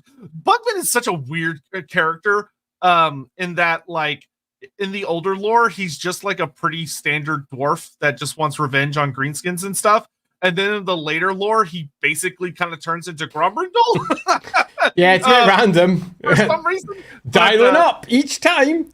Yeah, I really want a Ranger Dwarf Legendary Lord. That'd be super fun. But I do agree with Andy that Engineers Guild, please. I want Engineer Guild Masters as a generic Lord. I think those would be super fun. Yeah, agreed. After all, it's so very dwarf. Godzilla 2021, an old mechanic from Total War Rome. You could view your cities without entering battle, seeing civilians walk around, shopping. So, that'd be really cute. The big problem with that is that so many of the cities are nothing like the cities as they're described inside the setting, and I just got upset. No, we'll talk about that. I think that would be because that's something that I am going to discuss later. Unique cities would be cool for like special locations. Really good. Minimum. Yeah. Greenskins. Greenskins. I'm going G for Greenskin. So my one is so very, very, very, very obvious because anyone who's watched our previous streams will be very aware that we had a pretty long discussion about Black Crag and what the Greenskins can represent in a particular, let's say, empire building way that really matches Total War, particularly represented by the very missing Gorfang Rockgut. And Gorfang Rockgut and the empire of Orc that builds down there, which is not unique. It's something that is part of the Orc established makeup already is something I would like to see Total War cover more properly. I won't wax lyrical about this, largely because we've done so already. Go check our stream. We discussed it at length in the Black Crag stream. Go check that one out because it's completely missing in Total War, and it would be brilliant to see the orcs made more than just the WAG machine that Total War pretty much presents them as. Yeah, the big orc who like does trade and tariffs and taxes and is building an empire. Oh my god, that'd be so unique and fun compared to the other characters that we have. Yeah, that was the son of a bitch stole my line. Yeah, that was gonna be mine. Sorry, but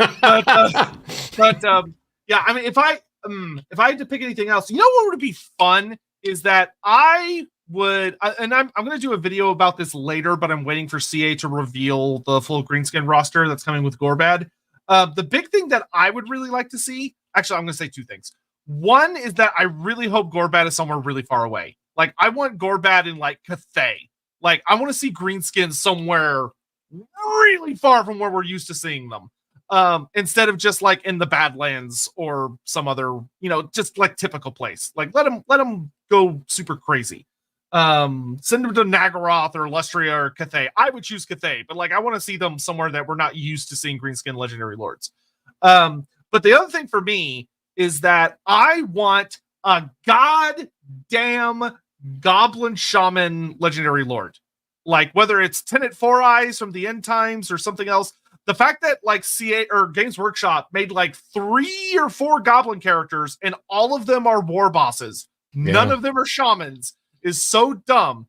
And if you make it a forest goblin character, then we get a spider god mechanic. So instead of it being like, oh, you're doing Gork and Bork Waz, I want a spider god Wah. What's the spider god doing? I want to know what he's up to and his weird shit. That would be, I would love that. That would make me very happy. Agreed. Let's see here. Phil, good to see you. Just really wanted to have characters be able to join units and the ability to change the loadout. So joining units, that would be a huge overhaul. Let me just remove that one from my list up there. That would be like that would be literally impossible. would be what I was gonna say. But today is not about what's possible, it's about what we want. And this is fucking Warhammer. If a character can't be in the unit, what game are you playing? Bluntly. There we go. I'm going to put this one on my list now. I'm going to say it now because you brought it up. Holy crap. If I'm playing Warhammer, I want my characters to be in units sometimes, leading the unit directly, particularly when it's a unit that they are strongly associated with. If you've got a character that is pretty much the leader of this unit and they can't lead the unit, what the hell? So yes, I would like to see characters in units. Yeah, it actually reminds me of there was a funny discussion. I don't remember if this was something that was talked about a lot publicly, but when they were originally designing the game, they kicked around the idea of doing what they did in prior Total War games with some of the characters where they have like entourages with them. And the problem they ran into particularly was with Grimgor Ironhide, where they were like, oh, we'll make Immortals like a little group of Black Orcs that is with him. But they ran into this problem of they couldn't get it where it's like Grimgor himself is a badass while not also making his unit fucking insane, which would just result in them just obliterating everything in front of them. And they were like, if he's by himself, it's a lot easier to balance. And it was like, yeah, but it would have been cool. It would have been cool. Yeah, there's a universe where that happened.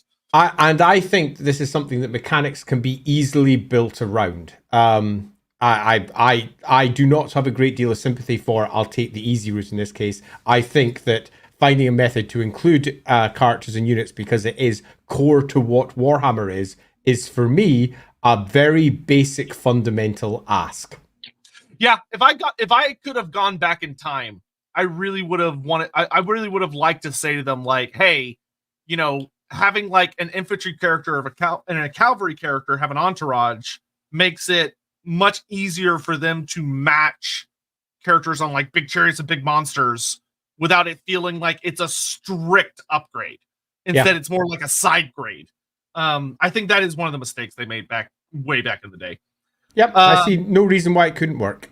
Avani, gold/teeth trader as a generic hero for the orcs. That's a very specific type of hero, and there are you have no idea how many variants on characters greenskins have.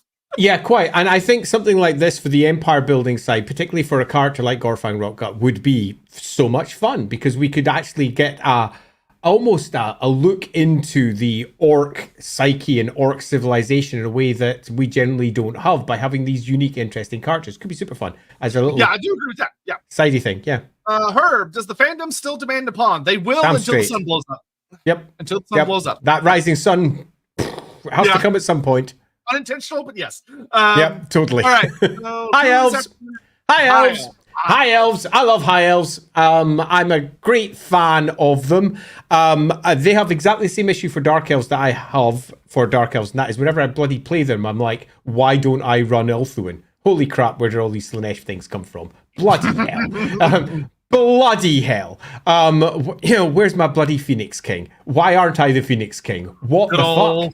Finubar. Yeah. Exactly. Where's Finubar? I don't get it. But if I was going to bring out one unique thing for them, I would again look at the overall suggestion of, I'd like the empire building mechanic, as I said already, and part of that integration would be how broken the high elves are with it, by having each of the individual armies having the wrong people leading them because of political reasons. I would like to see the high elves have problems with their lords and who is leading armies, and how the leadership directly impacts that on the battlefield and causes certain units to not be as strong as they should be, allowing you to a degree as well to make the elves a little bit more powerful, because they manifest powerfully, but because of the way they're led, they don't necessarily come across very well. So I'd like to see the old court mechanic that was originally popped up, I think that was 5th edition, I guess.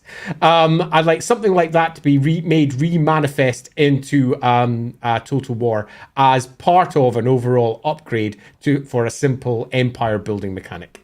Yeah, I think that is actually an achievable thing that I agree 100% with. Of that, so they have an intrigue at court mechanic, but the way it currently works is that it's a random dilemma that pops up every 5 to 10ish turns. Excuse me, but I go rubbish idea. Yeah. It should really be a very persistent, interactable mechanic where you are quite literally juggling all of these different intrigues. And I agree with Andy 100% of that. It should be a fun system of that you're constantly dealing with because of the politics. Certain of your characters and your units and stuff get debuffs, but then also buffs because of what's going on at court.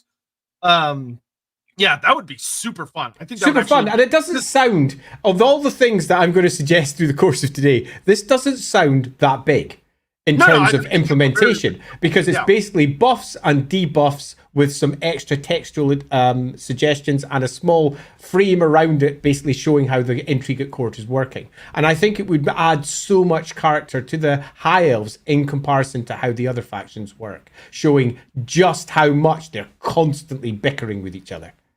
Yeah, I 100% agree on that. And I think for me, the big thing I hope to see, the big thing I would like to see with the high elves is I actually would like to see the high elves have a sea trade mechanic. They are actually trading with the various how we have chaos dwarfs are doing their convoys everywhere, and the chaos dwarfs actually can go over sea and land. Cathay currently is purely land. I would like to see Ulthuan be where chaos dwarfs are a hybrid, Cathay is pure land. I would like to see high elves be pure ocean. Agreed. And that's kind of that trio, which is really fun. And it's an obvious choice for them. They are written into the background in multiple places as ruling the seas in a way that no other species does. Even the Dark Elves are very much constrained in where they can go because of the High Elf dominance of the central Great Ocean. And that is not reflected, and it kind of sucks. Yep. I think that would be, that would be very, very good. High Elves rule the waves. Yep. 21 CS, my dream DLC is an Empire character pack. All of the Elector counts. Oh, my lord. Hellborg and Schwarzhelm, Emil Valgir, and the Knightly Orders of units.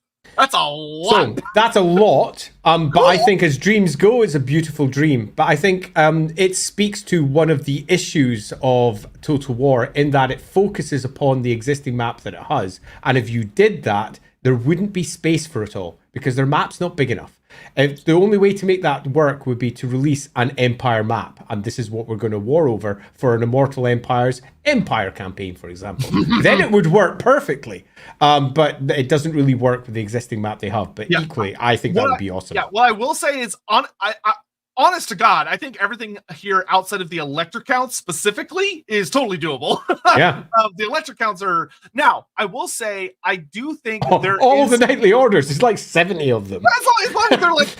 well, okay, maybe not all of them, but all like the really famous ones. Because I think right now in game, there's technically like 6 or 7. Though they're in different systems, because like some of them are electric count units, some of them are regiments of renown, some of them are higher normally, yada yada. But I will say that in a perfect world, even if we didn't get the electric counts as legendary lords, because that would be a lot. Like you'd have like a playable faction in every province, which is a lot.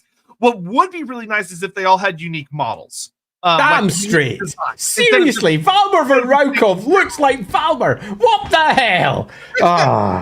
Boris Todbringer, what do you look like? And why do you sound similar to every other electric out? Yeah, get out of it. If they could get them like, hey, let's pull in like a little crew and like give them all a unique voice actor and a unique design. And if you could federate them, they have like a couple of unique skills. That would be really fun. Yeah, that would be cool. But yeah, it would. Yeah, it's like, I understand it'd be a lot of investment, but it would be fun. All right. I know it won't happen, but Moloch Slugtongue, I wouldn't say that wouldn't happen. Slugtongue, I think, is a very reasonable hope for as a legendary hero or as a legendary lord at some point from the Beastmen. Like, hey, I'm still very heavy on Moonclaw as a big, like, legendary hero you get from interacting with the Chaos Moon events, which I think is going to happen. But, like, Slugtongue, I think, is totally doable. Slugtongue's great. Agreed. All right, moving on. Yeah. Next is a fun one, and my one on this one's super short because it's super easy. Honest, Kislev, and Kislev, much like Dark Elves and Grand Cathay, has been given quite a lot of an upgrade in comparison to, say, for example, some of the other factions. Have they? They kind of have. I mean, they're significantly more advanced than some of the older factions. They are all over the place, but whatever. So I'm going to give, and I found this one exceedingly hard to drop down to 1, but I'm going to do 1 because it frickin' bugs me. Can we please have ethnic diversity? The whitewashing of Kislev is fucking atrocious. That's it. Yeah. There's a lot I could say about this. But having written large chunks of it, that enough to make me angry, because to watch your work turn into a big white sea is... Yeah, it would be nice to see more uniqueness among the designs of the various units and the characters when you move in. I will say that for me, the big thing, Kislev, I've sat in a room very recently of, yeah, we're gonna do something. We need to do something with them, but like we're figuring that out. And the thing for Kislev for me is so tricky because it's probably number 1 on the list where I feel like Games Workshop got in the way of doing stuff instead of helping do stuff, which they do sometimes. Where for GW like kind of come in and be like, we don't want there to be much focus on like Ungals versus Gospodars versus like all these different groups that are kind of forced to live together. And it's like, yeah, but that's like what Kislev is. Like that's the whole thing, is that they're not just Empire in the North. They're this completely unique flair. And just to... The Empire isn't the Empire in the North. The whitewashing of Valmer von Raukov, for example. Fuck that. Valmer von Raukov is not white in the classic sense of it. He just isn't. Go take a look at Valmer von Raukov's art and the various places it's popped up, and you'll see what Valmer von Raukov is in terms of his background. Just badly handled. Yeah, and that you definitely see when you look at a lot of those, you get the feeling of like they were handed an army book and that was about it. But when it comes to Kislev, I think the big thing for me, and this is a really popular thing, is that obviously the relationship between Kostaltin and Kostaltin just doesn't really work right now. He really feels like a character that just sort of got added. Because like Katerin, pretty solid. A lot of her mechanics kind of make sense for her. She's got a lot of good stuff going for her. Her dad makes good old Boris makes a pretty good amount of sense. Works kind of cool. Boris definitely needs a mechanic. He doesn't really. He's just kind of there. But Kostaltin, it feels like Kostaltin was supposed to be a DLC and just sort of accidentally snuck into the game, which, fun fact, is kind of what happened. But Kostaltin definitely would benefit from. He represents the Great Orthodoxy. That's cool. That's great. The Great Orthodoxy needs a niche. It needs to be. Yeah, well, it's got some stuff there. I mean, it's better than. It's better than, for example, the High Elves having literally no trade mechanics when it's one of their core raison d'etre. I would like to see Kostaltin have a mechanic where he has to deal with the fact that he's trying to unify 4 cults that have only been forced to unify in like the last 20 years. Yeah. If that, like more like the last 10 years, actually. I think that would actually make for a fun mechanic of that he's dealing with the cult of Soliak, Urson, Dawes, and Tor, butting heads constantly, vying for control constantly, and he's trying to navigate that. I think would actually do a lot of good stuff for him. And that would also allow to, like, one of the things that's a criticism that I agree with is that it feels like the cults don't have any thematic units where it's like, oh yeah, when you think Sigmarites, you think, oh, witch hunters, the flagellants, the warrior priest, and like when you think Ulrich, you think like the white wolves and the Tuchikin guard and like all this stuff. And like I'll forgive them a lot of that because they've the Kislev setting got significantly advanced when they brought out the Total War stuff. They added tons. And we're now in a position where we can look back at what they've created and say, you know what, there's a lot more you could add. And I forgive them for what they've made and simultaneously think that, yes, they could take it much further because what they've built, which is cool, isn't built enough. They need more to make it all make sense. Kostaltin hates wizards, which is fine, cool, whatever. But he uses the ice court. There's. I think both of those can be easily melded together. They just haven't done it very well. Yeah. Also, we know there are matriarchs and patriarchs within the what do you call it? The Great Orthodoxy, but we don't have a Lord level priest because they just didn't put it in. So please, Grand Matriarchs, maybe. Cool. That would be cool. Yeah, that'd be pretty cool. But okay, moving on.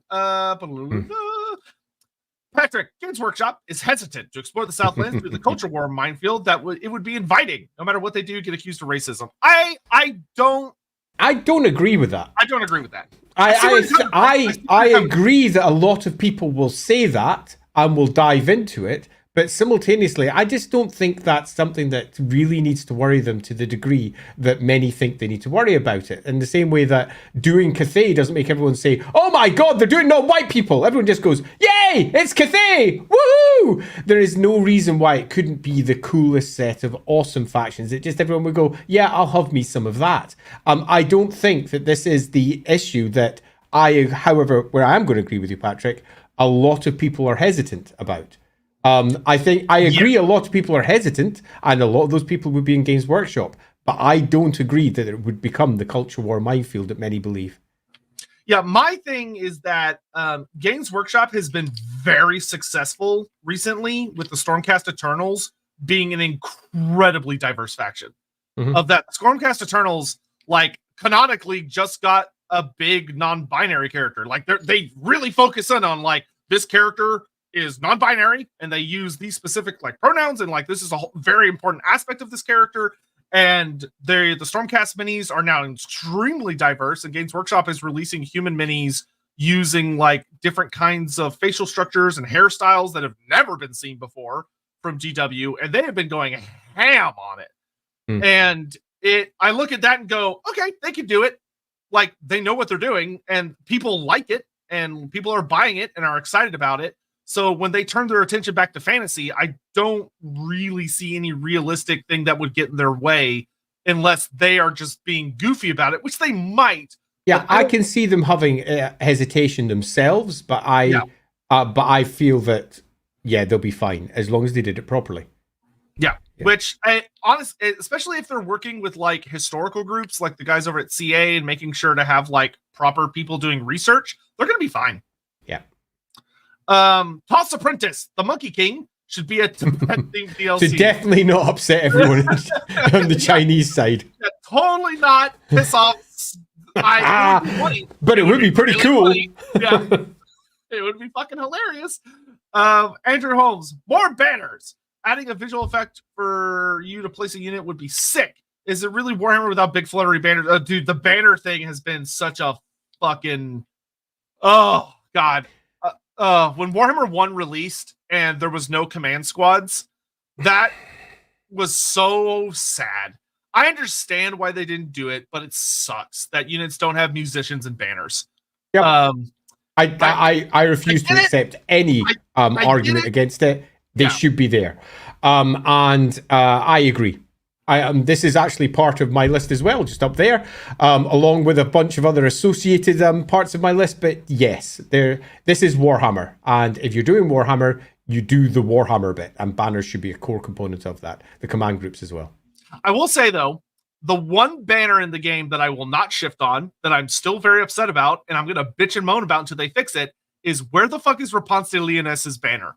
Because if you've ever seen her mini, giant fuck you banner. Yeah, and the fact that she does not have one is bullshit. Like, I understand they gave her a greatsword, but just attach a banner to the back of her horse, to her back or whatever. But like, she should have a giant fuck you banner going up behind her. Yep. Metaganon. If they ever rework Boris, I highly suspect they will. I kind of hope they make him an order-tied Tarmakon representing taking the fight to chaos. That's kind of what they've been doing with him, of like, they threw him north and he's like, well, I don't want to go home because then there's going to be like a contest for the throne and Katarin's ruling. So I'm going to go fight for Urson up in the north. They just need to give it a mechanic. Like, that's what he's doing. He just doesn't have a mechanic. Yeah. Totally. And I think a mechanic supporting that is not a bad idea. But as I've said already, I would just like to have a general set of overall empire building mechanics where everyone could have their tweak on, and his tweak being leaning in that direction. So given the time, we may need to speed up a little, which is worth noting, as we move on to the Ogre Kingdoms. Ogre Kingdoms, I am very excited for what's like their upcoming stuff, and I'm hoping a lot of it's going to be really good. Ogre Kingdoms are kind of tricky. I think the big thing for me is I would really like the Ogre Kingdoms. This is a bit of a weird one. It's not for the player, it's for the AI.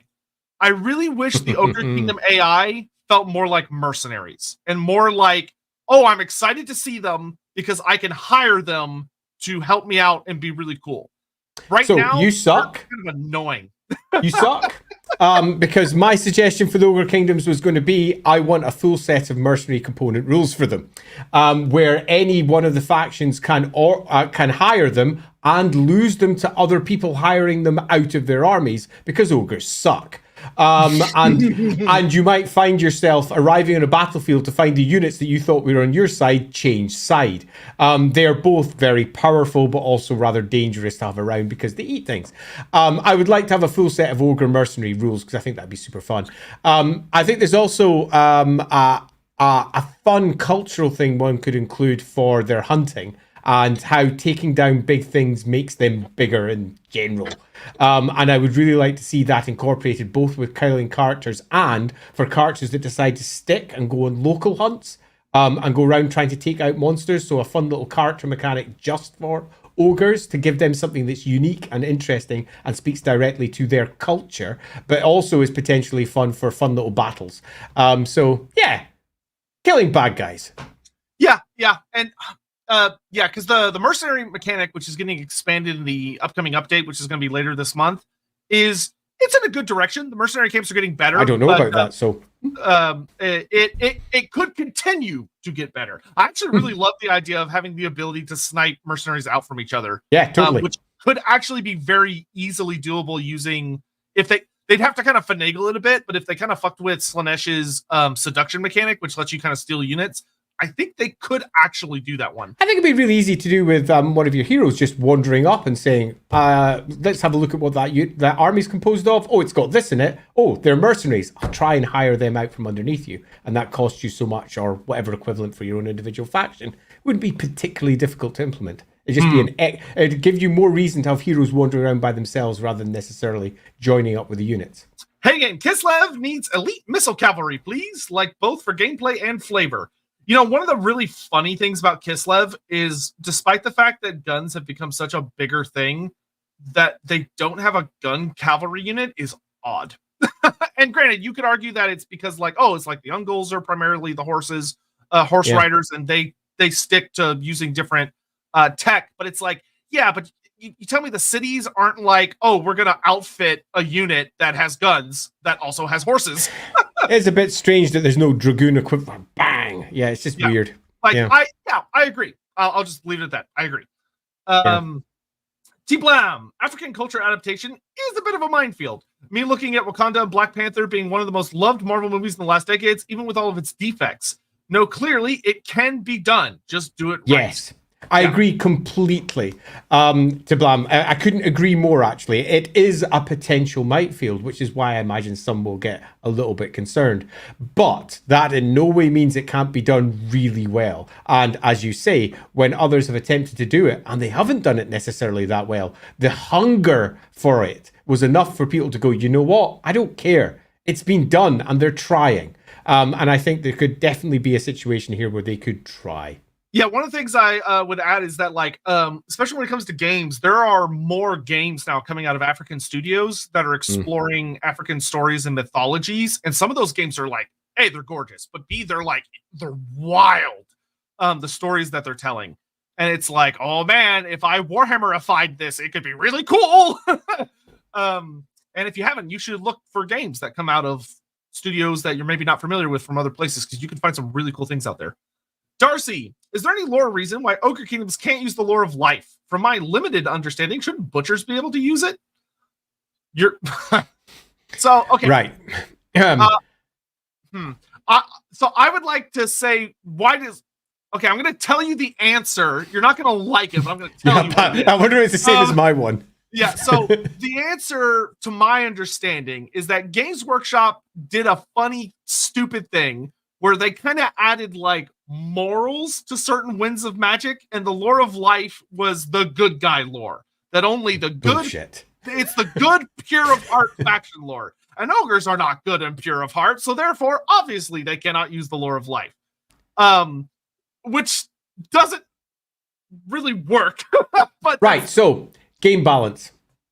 Yeah, and that's the... And it's a bullshit game balance thing, and it's got a lot of weird views attached to it too. The real Warhammer world is full of wizards, magic users, whatever you want to call them, that can use a variety of winds and extra stuff that are not replicated in the game. Just take a look at, say, for example, most of the high elf or elf wizards. Elves can channel all 8 winds all the time. Can they do that in game? No.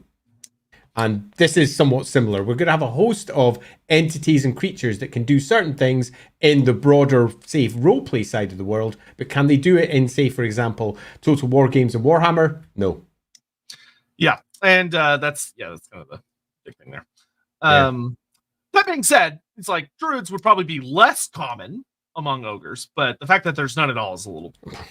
I mean, the rot side of it alone, keeping the meat fresh, like, using the meat. I mean, it's not druidic by any stretch. It's using the winds to keep meat in a place, or to rot meat of your opponents. And the whole use of what the wind does, it does feel very, very ogre. But yeah, no, it's not. Yeah. Wildfoot 78. How many Fishman tribes could they unreasonably do? How many of these tribes would have a Welsh accent, and why is it all of them? I feel like you're aiming for a very specific thing here. Welsh Fishmen. That's certainly, I can see it. I will say, having played through the most recent Legend of Zelda game, Echoes of Wisdom, man, the whole like river fishmen and ocean fishmen being like these two separate races that have to interact with each other is really fun. I don't know, I really like it. Metageddon. What I meant for my Boris comment earlier was to give a mechanic like Tarmakon, so giving unique heroes like drag. Oh, okay, so like having him be, he's leading like a group into the north, and it's full of all sorts of crazy people that are willing to go die in the north. Yeah, that could be really fun. Yeah, that could work. Yeah, that could work really well. 21 CS. I just jumped into stream, but I'll mention for my hope for a Norska rework, playable Skeggy, led by Adela of the Thousand Mouths.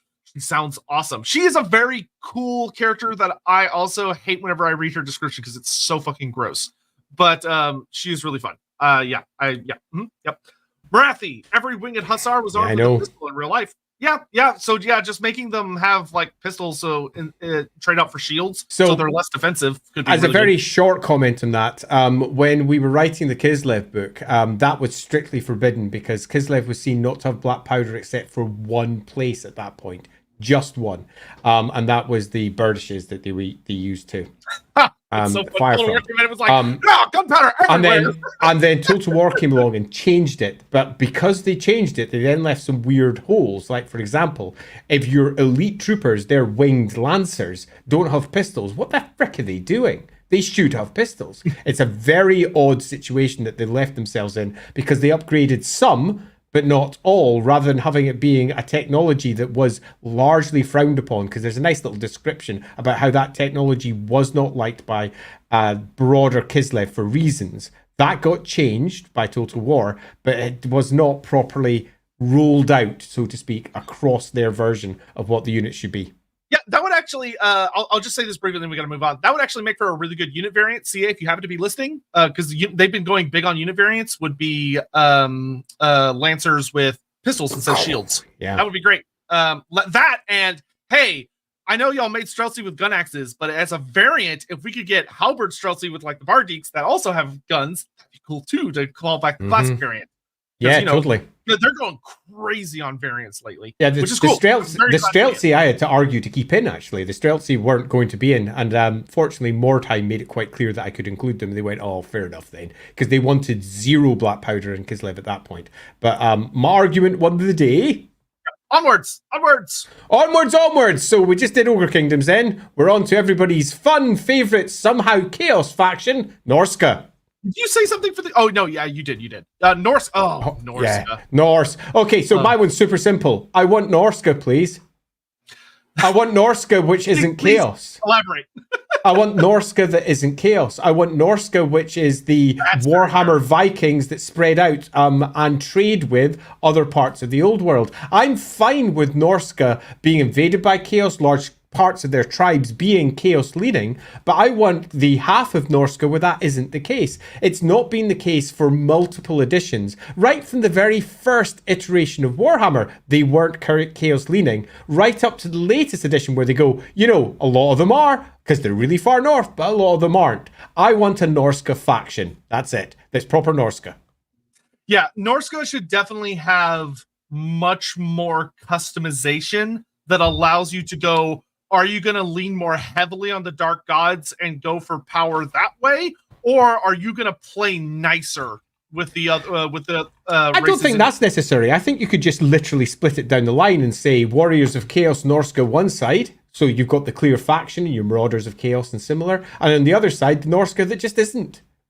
And you could just have its own separate faction, so you don't need to complicate the mechanics. You can just have our Warhammer Vikings do Warhammer Viking things. I think it'd be difficult to find a character to lead that other faction. Make one up. No, seriously. Make one up. Use your imagination. This is a wish list, not a what Games Workshop accepts. Screw that. Make up appropriate tribal leaders for those. That's how it should be done. Getting stuck with, oh, we need to go and find ourselves an Alaric the Lost or an Alaric the Red or whomever. There's loads of Norse characters mentioned in tons of parts of Warhammer that have nothing to do with chaos. We could find some if they desperately want to take a named character, but seriously, make a proper Norska, please. Yeah, my white whale is that I want Munimim. I want a Famir Matriarch Legendary Lord and more Famir stuff because like I don't know why the Famir got shoved into Norska, but they're there. So I want all of them. Because we're still missing the Famir Noble as like a generic lord, and then the smaller Famir, which are not that much smaller. I'd still make them like monstrous infantry size, but like much less heavily armored stuff. The I can't remember what they're called. Whatever. I can't remember. Somebody in chat will remember. But so more Famir stuff. Also more, I want all the monsters that are Norska. There's actually some really specific cool monsters from the Monsters Arcanum for Norska, like the Cursed Ettins. And stuff like that, which would be really, really nice. Basically, give us a Norska, please. Yeah. Oh, that would be the other thing. Probably shouldn't be called Norska. Should probably just be called like Northern Tribes or something to make it a bit more accurate to what it's representing. Or it should be called Norska, and the ones that are Chaos leaning should be part of the Chaos armies. It should be Norska. Norska is not Chaos. Yeah, but I kind of like if they were more like just tribes, because then you can have them kind of in other parts of the world. And like the Norska ones are still Norska, and they get like bonuses to lean into what Norska does. But then you can have like groups that are also not as chaos leaning over in like north of Cathay or Nagaroth and stuff. I don't know. Yeah, whatever. I don't know. Sounds good to me. Yeah, any comments on the interim? Yes. Let's see. It was. There's just one there. Crackpot Desire, playable Varg, and Surtha Ek. Surtha Ek. It would be really. Surtha Ek would actually be a good character to do a. This is a Norskin who is not necessarily associated with Chaos, because he's someone CA made up that the fans fell in love with because he terrorized them for years. Freaking years. Yeah. All right.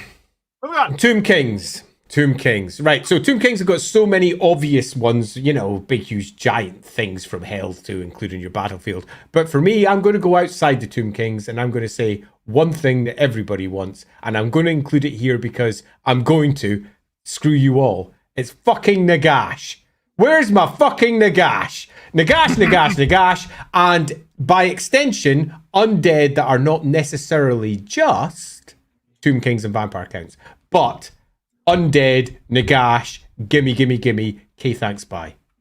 Yeah, I think the big one for me, Nagash. I know we're gonna get him at some point, but I'm so excited. Just Nagash. I'm done. Yeah. But I think the big thing. Oh God, there are so many things I want for Tomb Kings. There's so many that I couldn't do. This was like the Empire. I sat there and I was like, oh, there's this character, there's that character. Oh, they could include that. They could do. Fuck it, the big one. I want the big one. I think the big thing for me is that I would love if I had to just grab something out of the air, I would love for there to be more of a focus of the Tomb King's obsession with the exception of Kotep, who I would do something very different with. But like for Cetra and for Cetra specifically, I would just give them more diverse mechanics.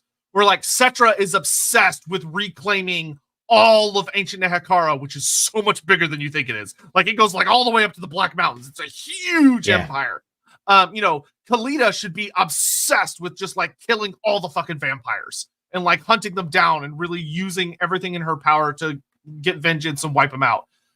Archon the Black should be obsessed with tracking down all of Nagash's artifacts and going after characters that have them, like going after Azhag.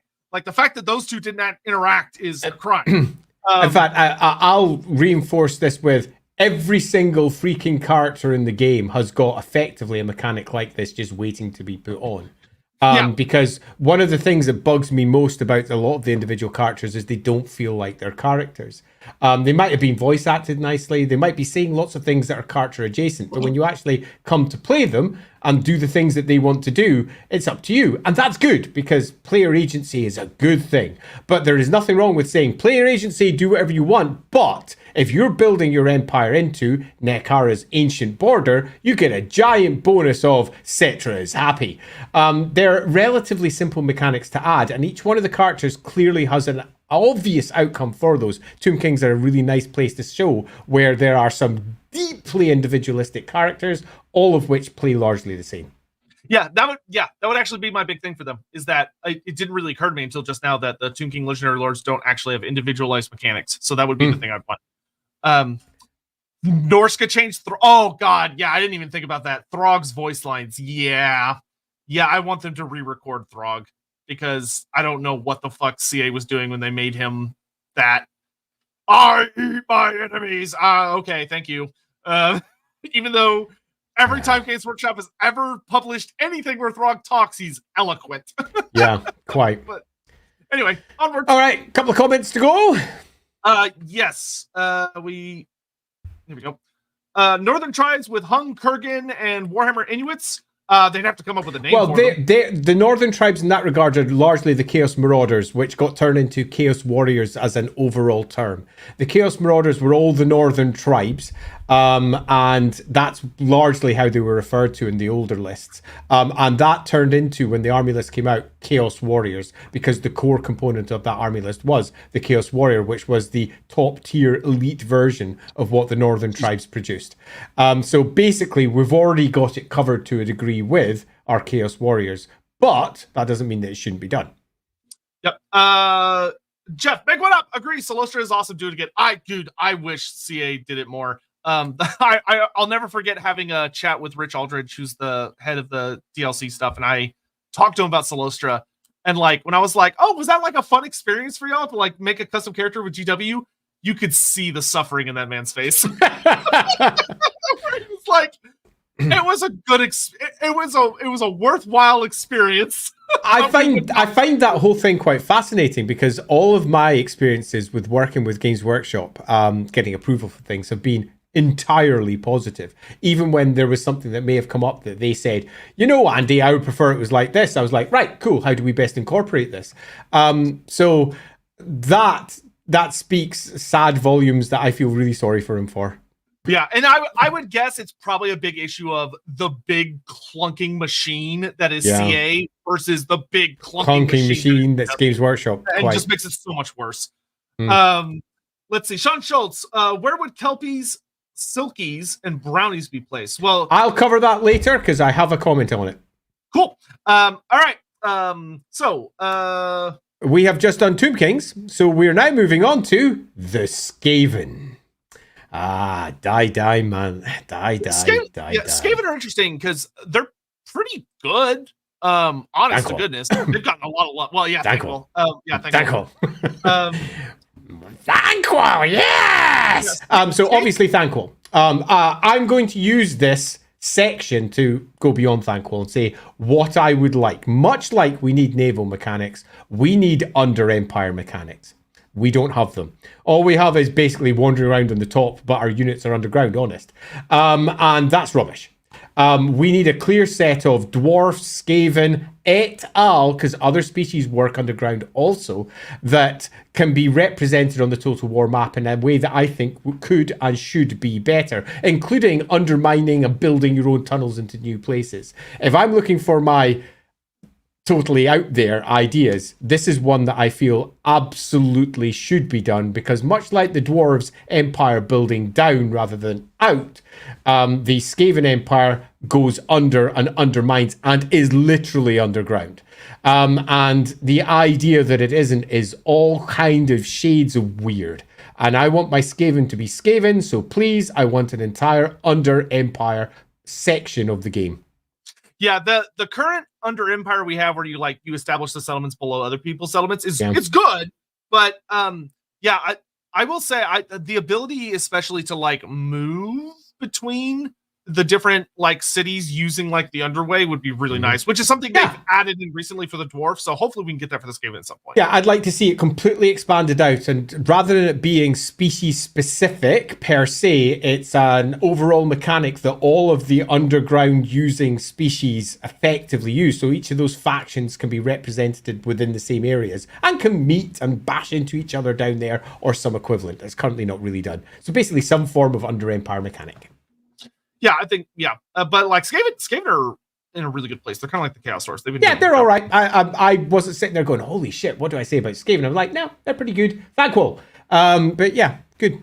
Phil also, this was a while ago, but I see it now. Andy also correct in wanting more credible Empire management mechanics, having somebody like Techless being able to build a massive elf empire in the Southlands is just very strange to see. Well, and it's like you gotta.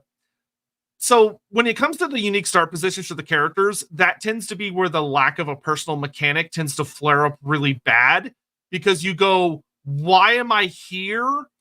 If I'm not doing something specific. Like Teclis is there, but he's not doing anything. He's just being normal high elf, which makes it feel awkward. You know, if it was weird. like, oh, Teclis is here and he has a mechanic where he's like researching the ruins of the old ones to learn like really powerful magical secrets and ways to try and save the world and stuff. Okay, if there's a mechanic to express that, then it makes sense why I'm here. But yeah, they haven't done that yet for a lot of characters, but the high elves in particular are really feeling it right now as far as not having any mechanics. It's like Emmerich and Elithnar and Eltharion are the only ones that have unique mechanics. But like Tyrion and Teclis are very bland. Yeah, Alariel's pretty bland. So yeah. Necromancer Kobold, Undead Pirate Skaven. Oh, Stretch half dead. So I'm about to get onto that as we move to the Vampire Coast. Yeah. Skaven weapon malfunctions. So this is something the devs actually talked about, and it was kind of one of those things that was a bit of a shame of. Originally, they were going to include weapons misfiring, so like war machines misfiring, kind of like how magic can miscast, and the Skaven would have been particularly bad at it. But when they were experimenting with that as a system with their like playtesters, people fucking hated it. Yeah, so the only way to include mechanics like that in a way that works, and I want to bring up a comment because no, that was me. I missed it. Before we did the stream, I went through my long list of things, and we both missed the Lizardman, which is hilarious. So I'm just going to add that onto my list now at the end. Actually hilarious that we missed that one. The dwarves were put out of place by one place on purpose, but the Lizardmen were not. That's actually hilarious. We forgot about them over in Lustria, like Games Workshop often. Oh yeah, totally. So anyways, I was gonna say something there. What was it? We were doing a comment. Oh yes, malfunctions. The only way to include the malfunctions in a way that would be acceptable would be to provide agency to the player, not the weapon. So for example, I'm just firing the gun, or I can effectively press this button, and I'm doing something that means it might malfunction. So it might do more damage, but through doing more damage, it might malfunction. It would have made it super easy to include if they'd done it that way. Then the player is no longer going, I don't want to use this weapon because it might blow up, and that sucks. Instead, it's, I could try and do it. Oh, crap, it blew up. My own fault, because I switched that toggle on. So a very easy mechanic to include if you think about it, but it always dials back to player agency, and you have to keep player agency being the core reason behind things screwing up, rather than just the weapon does it. Yeah, and yes. Yeah, I'll leave it at that. Yeah. Joe, hello, lads. Out of the left field question, but just finished the Zinch Brothers stream. Will we get more project streams like that? Yes. Hopefully expand on Fishman or natives and aggro. So yes, I can't like promise what the subject will be, but yes. Yeah. Well, we intend to do something like that. And we had fun. So we did. Yeah. Donovan, the subject of the things desired for Total War did a Reddit poll based on your latest video asking for heroes being better in campaign. The results were divisive. 65 prefer heroes as is, 60 make heroes stronger, 42 have a slider for how powerful their actions are, 15 make more powerful players only. So for me, I would say that I don't want heroes to be more powerful. I just want them to actually be able to feel like agents. Impactful. I want them to be able to do things outside of my armies, outside of battles, that make them interesting. Empire building mechanics. That's what's required. And it's just currently not a thing. Because everything they do outside of it is basically passive, or is like a very specific, I click on this thing and it does one thing. So I don't say I would be making them more powerful. I would be making, like Andy said, more impactful. Yeah, impactful. Yeah, agreed. Who are we talking about? We've got one more to go on the comments from Joff Recordon. Let me just pull it up. There you go. Got it. Oh yeah. Daniel mechanics for build a Bone Ripper. Yeah.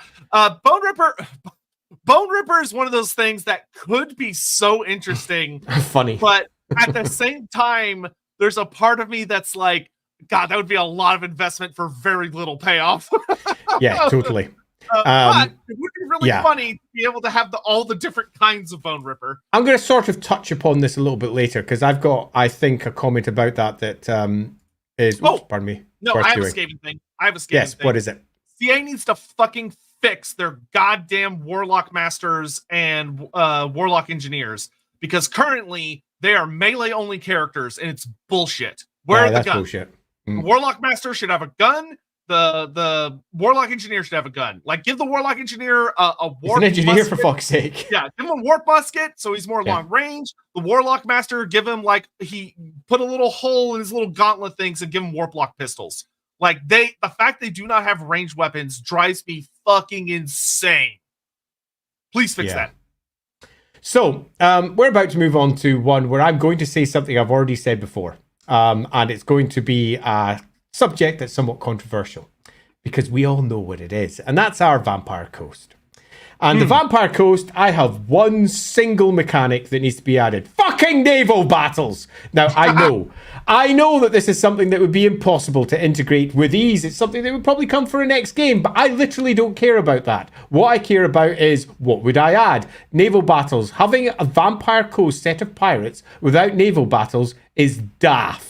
It's actually daft to choose a core faction that's known for being on the high seas and not having any option to be on the high seas. It would be like going, I'm going to make a Sartosa section of pirates. Okay, so what's your mechanics? They can steal gold on land. No, they can go on the high seas and do pirate things. These are pirates and they're not doing pirate things. It's stupid. And I know this is somewhat of a rant, but it really does bleed to the entire game. Our high elves should be ruling the seas. We don't get that option. Our dark elves and their black arcs should be able to come in and completely mince everything in their path. Our the Norse are known for using their ships like basically walking battlefields, so they just slide up beside you and go to war with you, much like it's an actual game of Total War in a micro, and that is great. The whole boarding action potential for using the units we know and love but on fighting platforms on the water, that's what orcs do. They build large platforms that go out with their driller killers coming in on the side.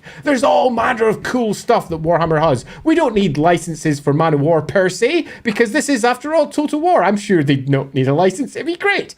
But they absolutely need their naval battles. And I know that that's almost impossible. Don't care. Every faction has got some form of naval stuff. And I'm using the Vampire Coast to highlight what is absolutely missing, because it is their core raison d'etre. They are pirates and they can't pirate. Get out of it. So I have two big things. The first is I want a Vampire Coast DLC that adds in the vampires, the jade-blooded vampires of Cathay. And they get a legendary lord based on that, who's inspired, I can't remember her name, but that really, really famous Chinese pirate queen who was so badass that she retired in luxury because she was that fucking terrifying that China was like, just pay her off, get her to leave us alone. That would be fucking awesome. The second thing is, because we now have thunder barges for the dwarfs, I think it's completely reasonable now for the Vampire Coast to get flying ghost ships. I think that's completely reasonable. I think that is a good addition. However, I don't want to dwell too much on my sea battles because I have so many things I want to say, given the time as well. We only have 40 minutes and I have a shed load I'd like to quickly cover. Onwards! Right, what else do we have in terms of comments? Arinthal. I will have Tomb Guard ranged units, more constructs, confederations, etc. Being able to, the Tomb Kings without confederation drives me a bit bonkers. So hopefully it's Vampire Coast as well. More constructs. Tomb Guard. I don't know if Games Workshop's ever done. I don't know if Nehekara had elite range units. I don't think even the Grave Guard and similar that they'd made for example, that went in the cairns from the old world. Even them giant halberds and similar. So generally not ranged units, largely because if you're fighting against undead, an arrow doesn't do much. Yeah, that being said, it just goes through them. I do want Tomb Guard with great weapons, since they gave us Grave Guard with halberds. So I want those two to stay matched. And more constructs and stuff. But Games Workshop has created Tomb Guard chariots, which would be really nice, which are heavier chariots. Though, actually, now that you mention it, Creative Assembly did technically make Tomb Guard with bows, because CA added bows to the Tomb Guard that ride the War Sphinxes. So there is a precedent for it. So there is something there. This is an easy one from Bearded Freckle, because this is also on my list. It's freaking Warhammer. Yeah, I want to be able to customize my armies. Yeah, I want an army painter. Yeah, I want an army painter. Completely agreed. It is it is my personal crackpot theory that CA is waiting until they're done with the game for the last DLC to be an army painter. That way they don't have to keep implementing new stuff into it. But hopefully that's like the last big DLC. Yeah, Cathay with the massive. Yes, to that, Dino Man. Yeah, like the War Dowls of End, which get talked about a lot. Yeah, I don't care if it's totally unrealistic. I frickin' want it. Alrighty, we're moving on to vampire counts. Vampire counts for me is really easy. I want the vampire counts, please. I want all their bloodlines. I want them all to be separate, and I want to have bloody Neferata. The Von Karsteins. Yeah, exactly. It's the Von Karstein DLC. I freaking hate that. I want vampire counts, and I want each of them. Each with their own individual characters, the legendary lords doing their legendary lord thing. I don't care if that's unreasonable. It is what the Vampire Counts army is. They have done a poor implementation for Total War. And I don't like criticizing in general, but in this case, where most of the other armies are very reflected over into Total War, the Vampire Counts isn't. The Vampire Counts is very much we have a faction that we started in the Empire, so we thus did, the Karsteins, and then as the game upgraded and moved across the world, we just stuck with the Karsteins. Get out of it. Rubbish. Yeah, Tomb King or Vampire Counts haven't had they have not had a content expansion since Warhammer 1, and you could feel it. You really do. For the love of God, please do the Champions of Chaos thing for Vampire Counts, but instead of one for each of the Chaos Gods, it's one of the it's one for each of the bloodlines that is not them. Please, God. Please. This. Yeah. I mean, I'm personally on Team Vorag Bloody Tooth, but I respect the short pick. I respect it. But yeah, quite. Yeah. Okay, so who's that? We have one left. We have one left. No, Finally got through all the factions as we hit the Wood Elves. No, we still have to do Lizardmen too. Oh, no, sorry. Lizardmen, what are they? Oh, they're at the end of my list. Oh, yeah. So Lizardmen in a moment, but the Wood Elves. The end of the list before we hit the Lizardmen that I just appended in the end. As you do. We've sort of discussed them already because Sotek actually brought up the one point I was going to bring up. That's I'd like Aalor to feel like Aalor. It doesn't. It just feels like some random realm you invade. And sure, it sort of has whatever. I'd also like to have a very clean Aalor that's its own thing. Yeah. I would not. I would be willing to bet that Aalor will probably get a legendary lord slapped in at some point, but I don't know if it's ever. Unfortunately, but I mean, if they put Erloth there, they could use that as an excuse to make it really unique. Anyway, but yeah, no, I agree with that. I mean, overall, yeah, Naith the Prophetess. Oh my God, please, Naith. Please. She's such a unique model. Her model design is gorgeous because she was made really during that. Me and Andy have talked about this with the elves, where the elves and the Eldar had a lot of crossover, and Naith really shows it. Like, she kind of looks like an Eldar, Farseer, but she's got like these big antlers coming off her helmet that's super fucking cool looking. She's awesome. Yeah, so cut a long story short, the Wood Elves need to be completely rebuilt. I didn't want to go down on it because for me, they just need rebuilt. They need a proper Aalor. They need the whole world routes to be a core component of where they are, and not just we need like a whole system for the world routes and them dying off and things going wrong. I mean, because it's the end of the world. The world route system we have is really nice. It's all right, but it could do with an upgrade. Yeah, I just feel the Wood Elves as a whole could do with an upgrade. Yeah, but if I was making a choice, High Elves get the upgrade long before the Wood Elves. Yeah. Long before. Yeah. I mean, yeah. More characters for Wood Elves. I mean, if I could get an Erloth and Naith, I would, in like the Shadow Dancer hero, I would shut up. Yeah, that'd be pretty cool. I would shut up after that. All right. Comments. Do we have any? No, yes, we do. We've got a couple. Yes, we got. Could the separate bloodlines also have unique living servants too? Actually, if you go back to the 6th edition Vampire Counts book, if you go to the back, it tells you how to build unique armies for each of the bloodlines, and several of them have living units. So Von Karstein's got living crossbowmen, spearmen, and something else. They basically get empire units.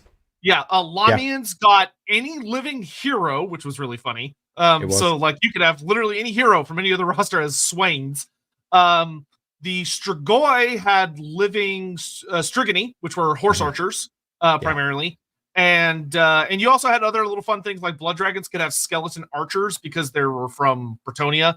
kind of. They were like undead peasants, so they could have archers, and their knights could also use lance formation, which was fun. And then the Necrarchs had non-ridden regular zombie dragons, which was really cool. Yeah, they were super characterful, and it's a shame that we don't have that character. Do that. Yeah. Swamp Silky, I missed the spite infested look of Wood Elf model. Spite equips being like visible permanent magic effects. They could add. I don't actually think that would be super difficult, but adding more like kind of not particle effects, but something that kind of evokes the little fairy spite things flying around all the forest spirits and some of the characters would be really nice. Yeah, agreed. All right, should we do the Lizardmen? Yes, Lizardmen. Oh, we didn't forget about them, honest. Such a list for them. It's stupid. Okay, so my list is exceedingly short because we forgot to include them on my list. So it's going to make it super easy. My Lizardmen, I would like to see... I don't know. Let's go to your list, as I have a little think. They got to rework the geomantic web. It doesn't do anything. It's like I like that. Like you're taking the notes and you're repairing it, but you don't get any rewards for it. Like, give me like powerful geomantic spells as like army abilities when I unlock them, or give me access to like cool little gimmicks and stuff. Yeah. Also, the Qualo shouldn't have a beak, and I will die on that hill. I think it's fair. All right, so having done that, our next part is very loose. We obviously have the very clear additional new faction area, but in many respects, we know this already. It's like Albion, Araby, Stalia, Ind, Koresh, Nippon, Southlands, Tilia. We know all the stuff that's missing. And I think we could all say that we want them all.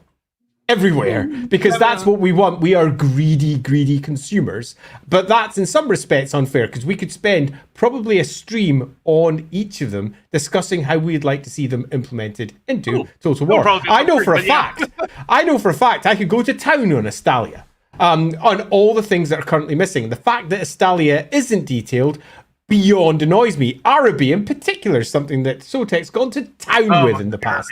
Okay, because Araby should happen. Nippon, oh my goodness, I could say so much about Nippon. But I think discussing all of them isn't really going to do anything other than have us say, we want more stuff. And I think that in some respects, that's great, but it doesn't necessarily add to the overall conversation. I'd say possibly, though, it is worth discussing a couple of maybe the unique stuff that people wouldn't expect, like Fishman? Fishman with like making the ocean more interesting. Ocean settlements for the Fishmen that allow you to like our naval mechanics. That's when we include it. The Fishmen and the naval mechanics. Like, under like the sea floor and stuff could be really cool.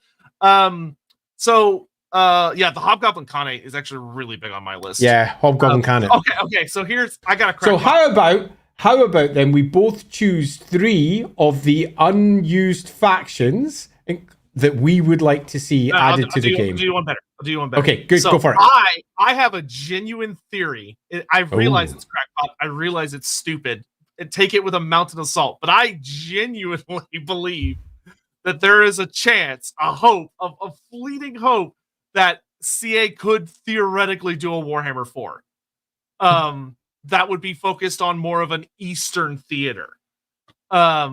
Which for me makes my list of 4.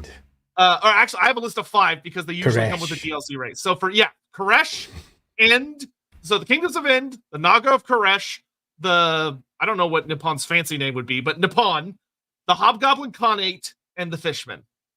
The Eastern theater with the ocean. That would be my fucking like. I could literally just die and be fulfilled. So I'll go for some crazy others then I'd like to see because we after all got I'm surprised we got it, but we got the Vampire Coast, all thanks to a single White Dwarf set of articles. Love it. But I think I'd quite like to see the Amazons because I would like to see that ancient lore updated in a new way. So I'd like to see Amazons. I would, and it's a hill I'll die on, want Southlands. God damn it, just do it. And I'm going to also in my 3 say I want Araby because it's about time it was bloody done properly. Araby should be done. It's such a vast expanse of the setting that just sits there empty without anyone really doing anything with it, and it sucks. So that would be my preferences for new ones.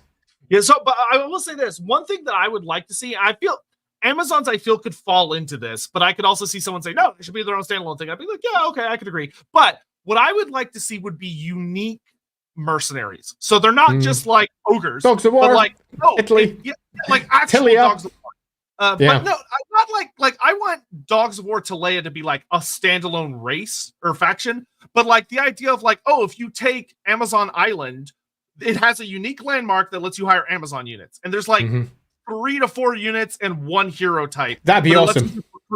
And you could do that with the Mootland. If you take the Mootland, you get access to halfling units. Yeah, and the Empire like gets access to them more easily, but like other races, like if you're ogres, you walk in there, you build the halfling landmark, and you can buy the halfling hot pot, the halfling, the field wardens and stuff, the badger riders, or the lumpen crooks fighting cocks and all that.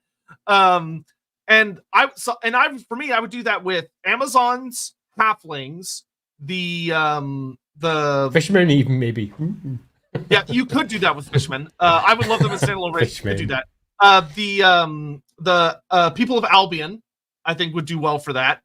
Of like you get your Truesayer or Dark Emissary, depending on if you're good or bad, and then you also get a couple of those units.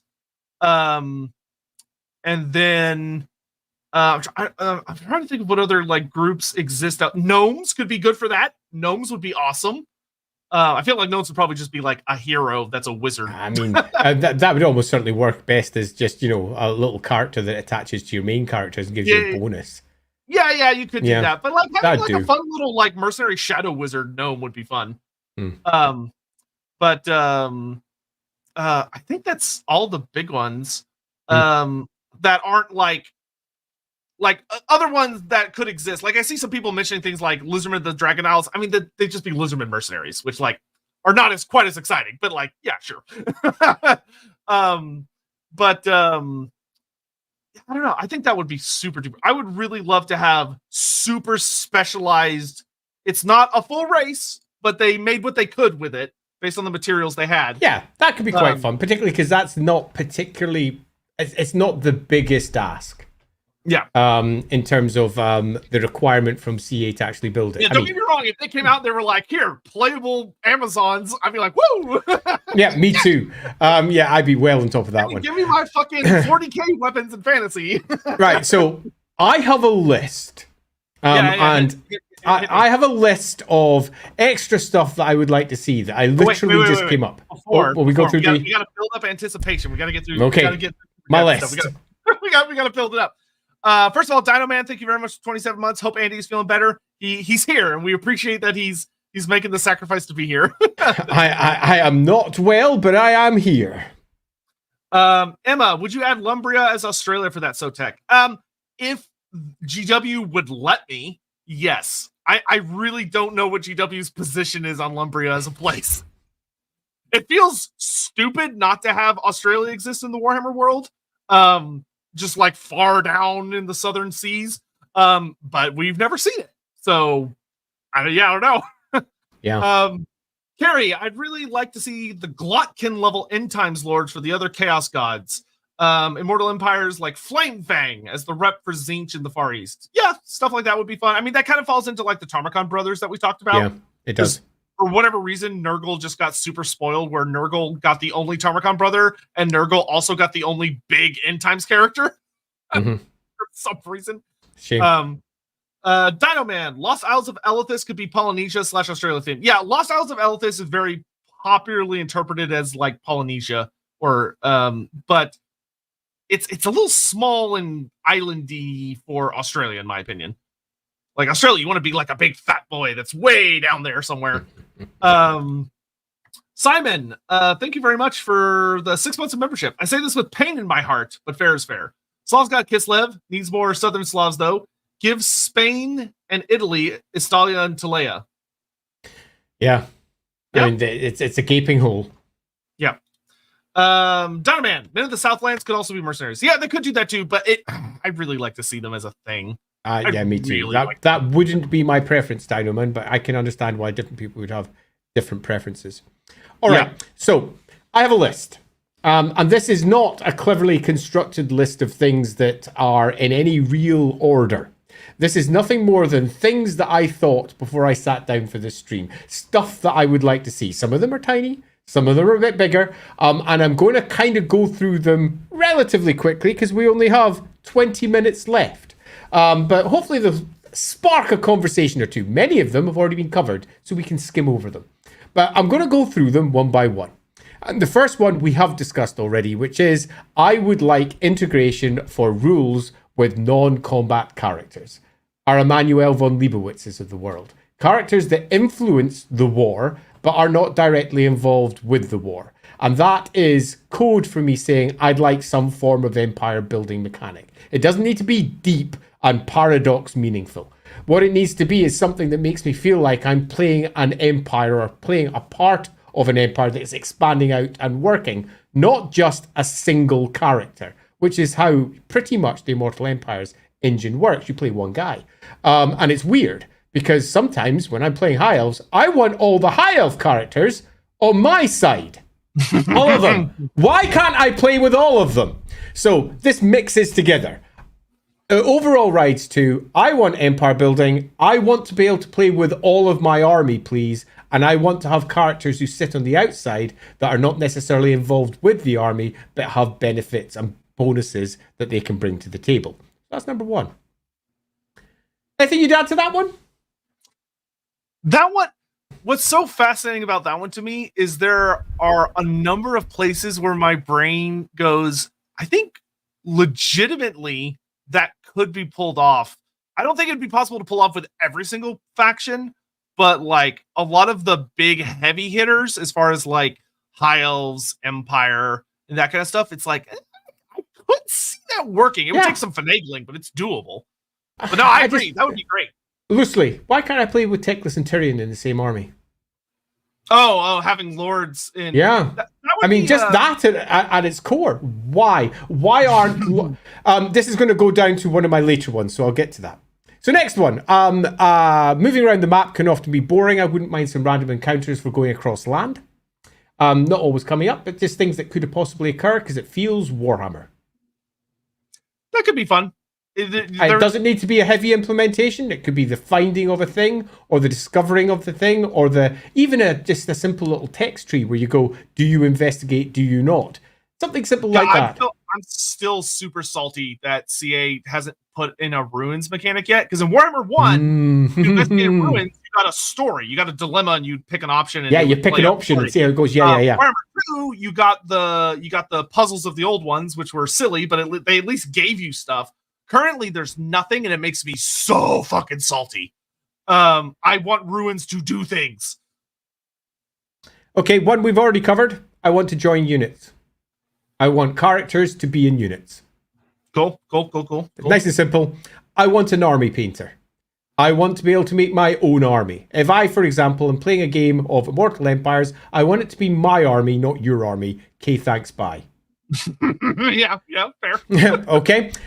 Next one. I freaking hate the map, for all I love the map, because it scales according to the necessity of the space that they have to tell the stories they're telling with their characters. And by that I mean the Empire's too big in comparison to the scale of other places. Because the Empire's really big, but it's given an enormous amount of space because it has to, because so many of their characters are grounded there and so many of their stories are built there. I want a proper map. That's just me personally, because I like proper maps. Well, yeah, I mean, it's...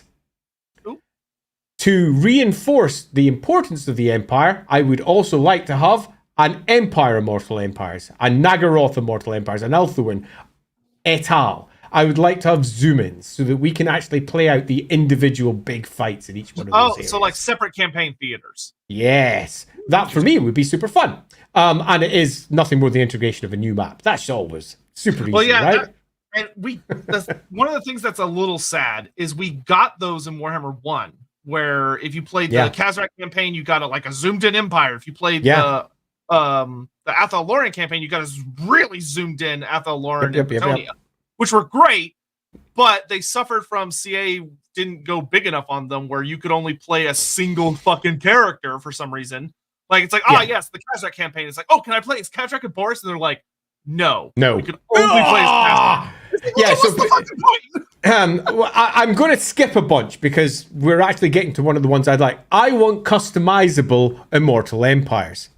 And that also goes to the other maps, in that I choose what factions are going to be involved with this particular map, in the same way that, say, for example, you play Civilization. And if you play Civilization, whichever number you prefer, you say, these are the factions that are involved with this map, away we go. I'll be quite happy placing where they are on the map as well, so that we don't need to have all of this weirdness of, I'm playing Nagaroth, and it's currently owned by other people. Or I'm playing Ulthuan, and I start off in Ulthuan, but there's Slaanesh everywhere, or there's Dark Elves all over the Chaos Waste, or whatever it might be. I want to have customizable Immortal Empire so I can tell my own stories that make sense to me. If I want to just have all the High Elves in Ulthuan and all of the Dark Elves over in Nagaroth, that to me makes sense. The map that they've built is based on this made-up weird story that they've sort of half-conjured without actually telling us exactly what it is. Putting characters in often crazy places all over the world, largely for game balance. But you have to play that setup every single time without fail, and it kind of gets boring. Yeah, there's having more influence over the starting scenario of your campaign. I actually don't think that would be that crazy to do, because one of the things that was good, like genuinely good about Immortal Empires, is that CA used to do this thing where when you'd play a character, you'd get like this big flyover for every legendary lord where it showed like everything around you and you got like a little narrative about what was going on. But they realized the problem with that was that if they wanted to move someone, it made it fucking impossible because it was like so much effort. So they were like, well, let's simplify it. So you just zoom in on the character and they say a line and that's it. And it's so that we can move them very easily. And it's like, well, that's great.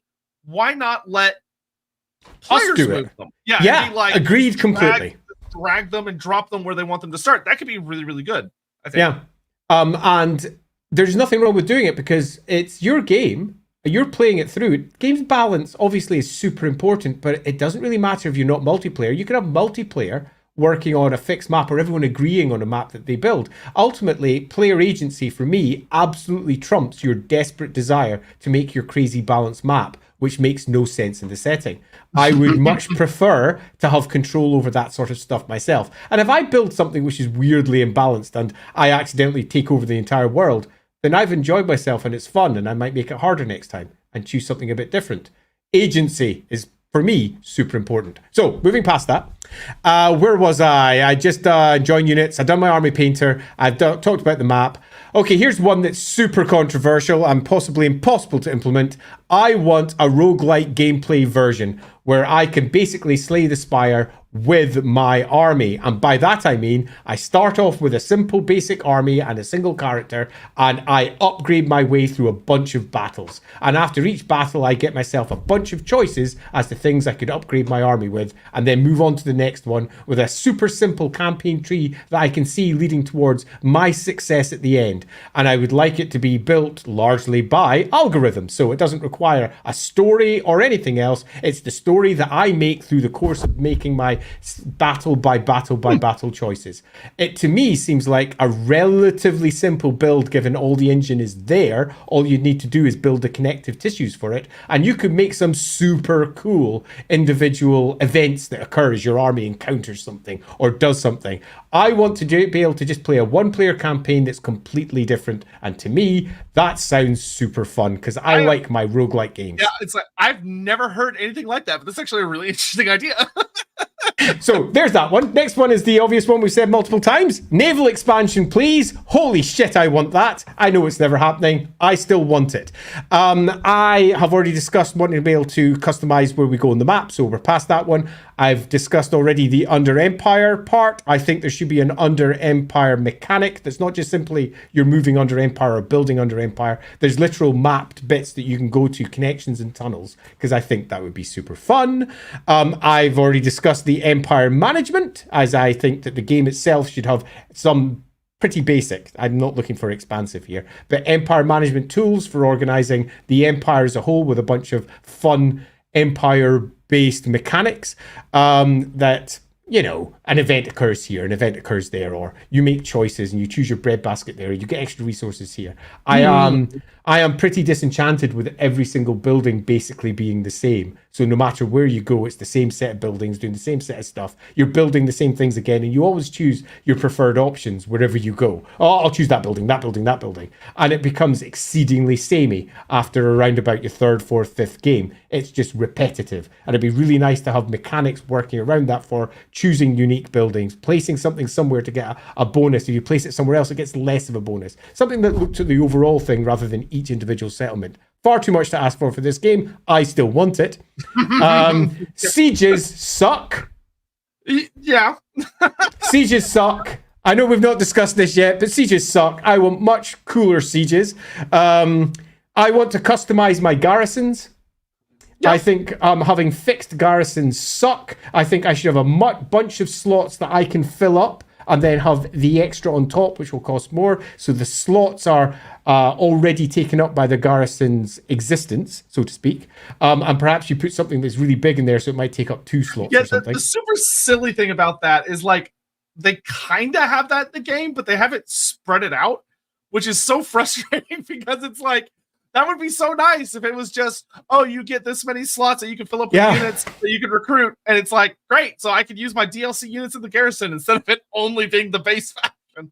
Totally. And it's super annoying sometimes when your base garrison is obviously not going to be enough to stop what various armies are kicking around. You're like, yeah, but that's where I build this troop. Where the fuck is it in the actual garrison? I want to be able to manage that. Where was I? The garrisons. I'm almost at the end of my list. Management garrisons. There we go. Next on, customizable factions. Oh, that's quite a big thing. Let's not do that one first. The customizable immortal empires I've already discussed. We talked about and the large part of that for me is just having the agency to actually play one of the factions. Every time I play Immortal Empires, I feel like I'm playing this weird version of the end times where everything's in the wrong place. And it's all back to front. I never once felt like I was playing Malekith leading the Dark Elves if I was playing Dark Elves.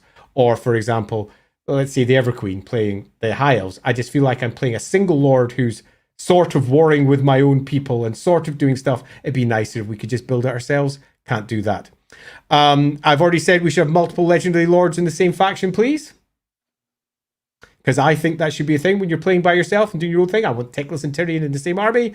I want more models for some of the multi-lords per army. Yeah, totally. More models for some of the armies because this is my wish list. And I know that's expensive and never happening, but holy shit, so many of the units look identical. And even more annoyingly, all the characters look and sound the same. Holy crap, that bugs me. Where you've got your fifth various Electrocount type who's just identical with the same bloody voice. Get out of it.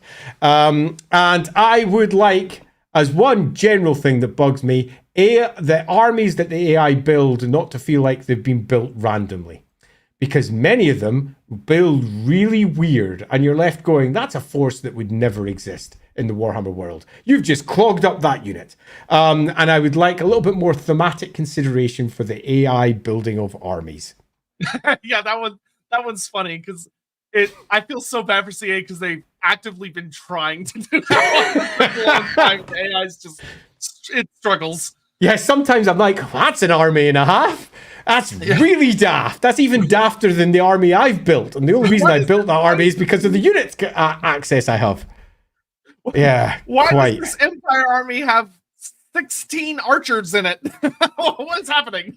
Yeah, totally. Some of them are just really, really weird. But that's just a big long list of stuff that came to my mind as I went. If I was to say the biggest thing is that when I play Total War Warhammer, I feel like I'm playing this weird version where a single character that you play is given suddenly all of the control, meaning that you don't feel like you're playing a high elf faction or an orc faction. Well, orcs actually you feel like you are playing. Ogres perhaps too. But you don't feel like you're playing the faction. You feel like you're playing a single individual that somehow, for some reason, takes control over everything. And for me, it's often really weird, where I just want to play, say, Dark Elves. And maybe Malekith could be a choice that I have, but I could maybe have a choice of playing a different Dark Elf character because I'm playing that faction. And if I was to say there was one overall want, it would be I'd like to play a faction. I'd like to play just the Empire. And I'd like to have access to what that Empire has. And I'd like to be able to start playing the Empire. Something that the game absolutely doesn't offer. The game only offers a single character from that faction who, for reasons unknown to anyone, decides to rise and take control over everything, because that's exactly what everybody's favorite Amethyst wizard would do, because she's 100% up in her magistrix ways for taking over the Empire and everything else too. It makes no sense. It's just not her character. It's just not what she would do. Sure. She has no interest in that at all. But I'd love to play the Empire and have her story going on in the background if I chose to use that character and her things that she's doing. But I'm playing the Empire, not that character. So that would be, of everything, my preferred set of options. That's fair. That's fair. That is, I kind of feel like throughout most of the 3 hours, we were kind of like humming around like this. And then we get to the end and Andy just went, boom! Off, which is great. Good. Yeah, there are some wild things in that, but I do like a lot of them. It's funny because I can't, just because I've been doing this for almost a decade now, so much of my brain is going, well, I mean, if we boiled it down to this as a fundamental thing, maybe they could do it this way, and like maybe they could do it this way and this way. And I'm about to send some probably super fucking annoying emails. But let's get caught up on things here. Carrie, I'd also like the Border Princes, Daniela. Oh, as in Daniel, but like a character you can customize, but they're a Border Prince. That would be fun. Actually, I'd like to have a customizable lord. It's the thing I skipped over. Customizable faction. I would like to have a customizable lord for all factions. I would like to, for example, make my own emperor. I run the Empire, or make my own High Elf Lord, call him Finubar if I must, and be able to add, and then just build it up as a character. The mechanics are almost all there already, because you could just take any existing character and just slap it on and just say, that's the standard sorceress, away you go, play a sorceress who's taking over the world. It's almost there. And I would really like to have a customizable faction where I choose the model that I want, I name it whatever I want to name it, and away I go.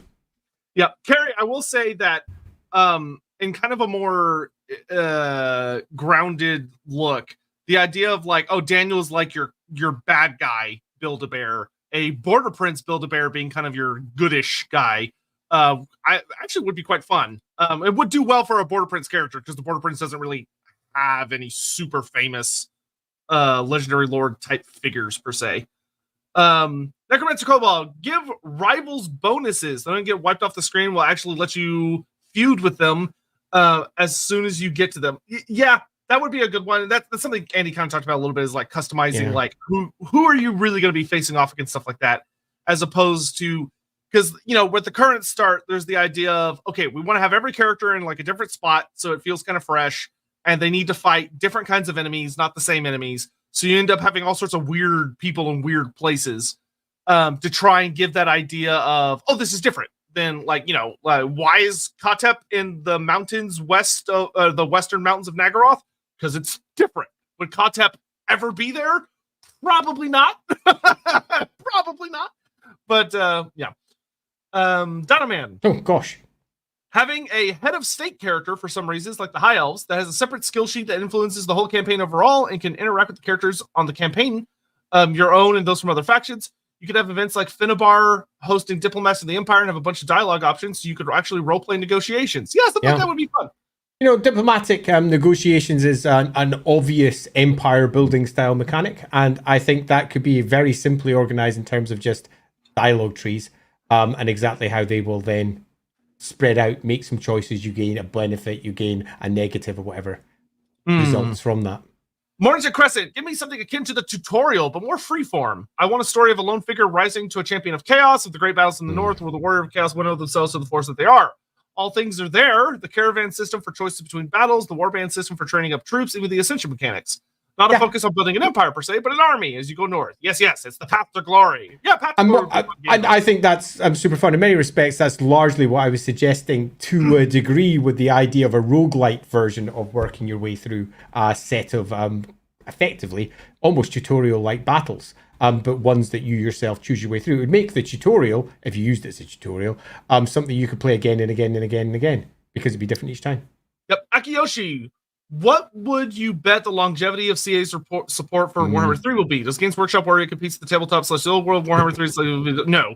Absolutely not. Warhammer 3 feels like it'll be the definitive digital representation of Warhammer Fantasy Battles. So, I can tell you from my personal experience and chatting with the folks that I have the privilege to chat with that currently support for Warhammer 3 is looking very long term.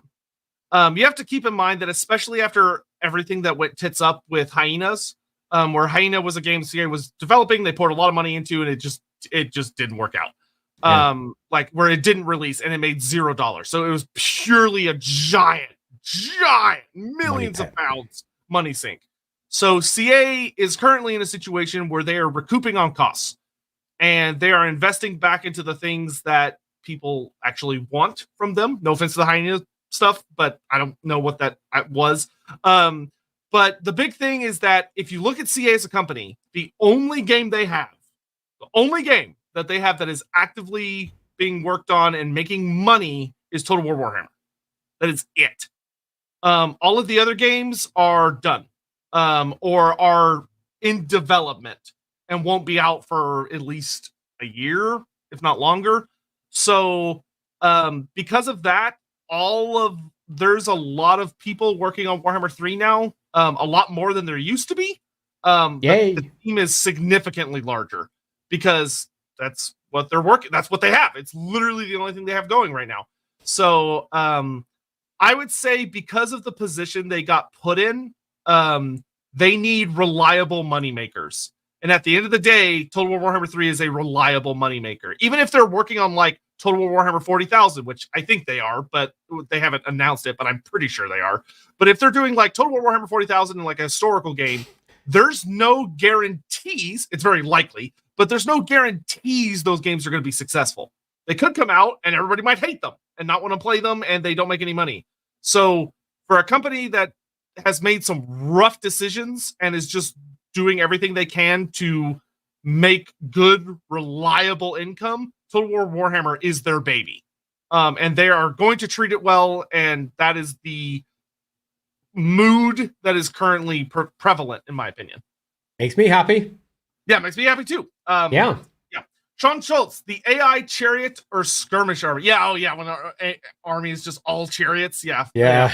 Some of them just made me laugh when I was playing. I was like, well, that's a choice. That being said, are we done?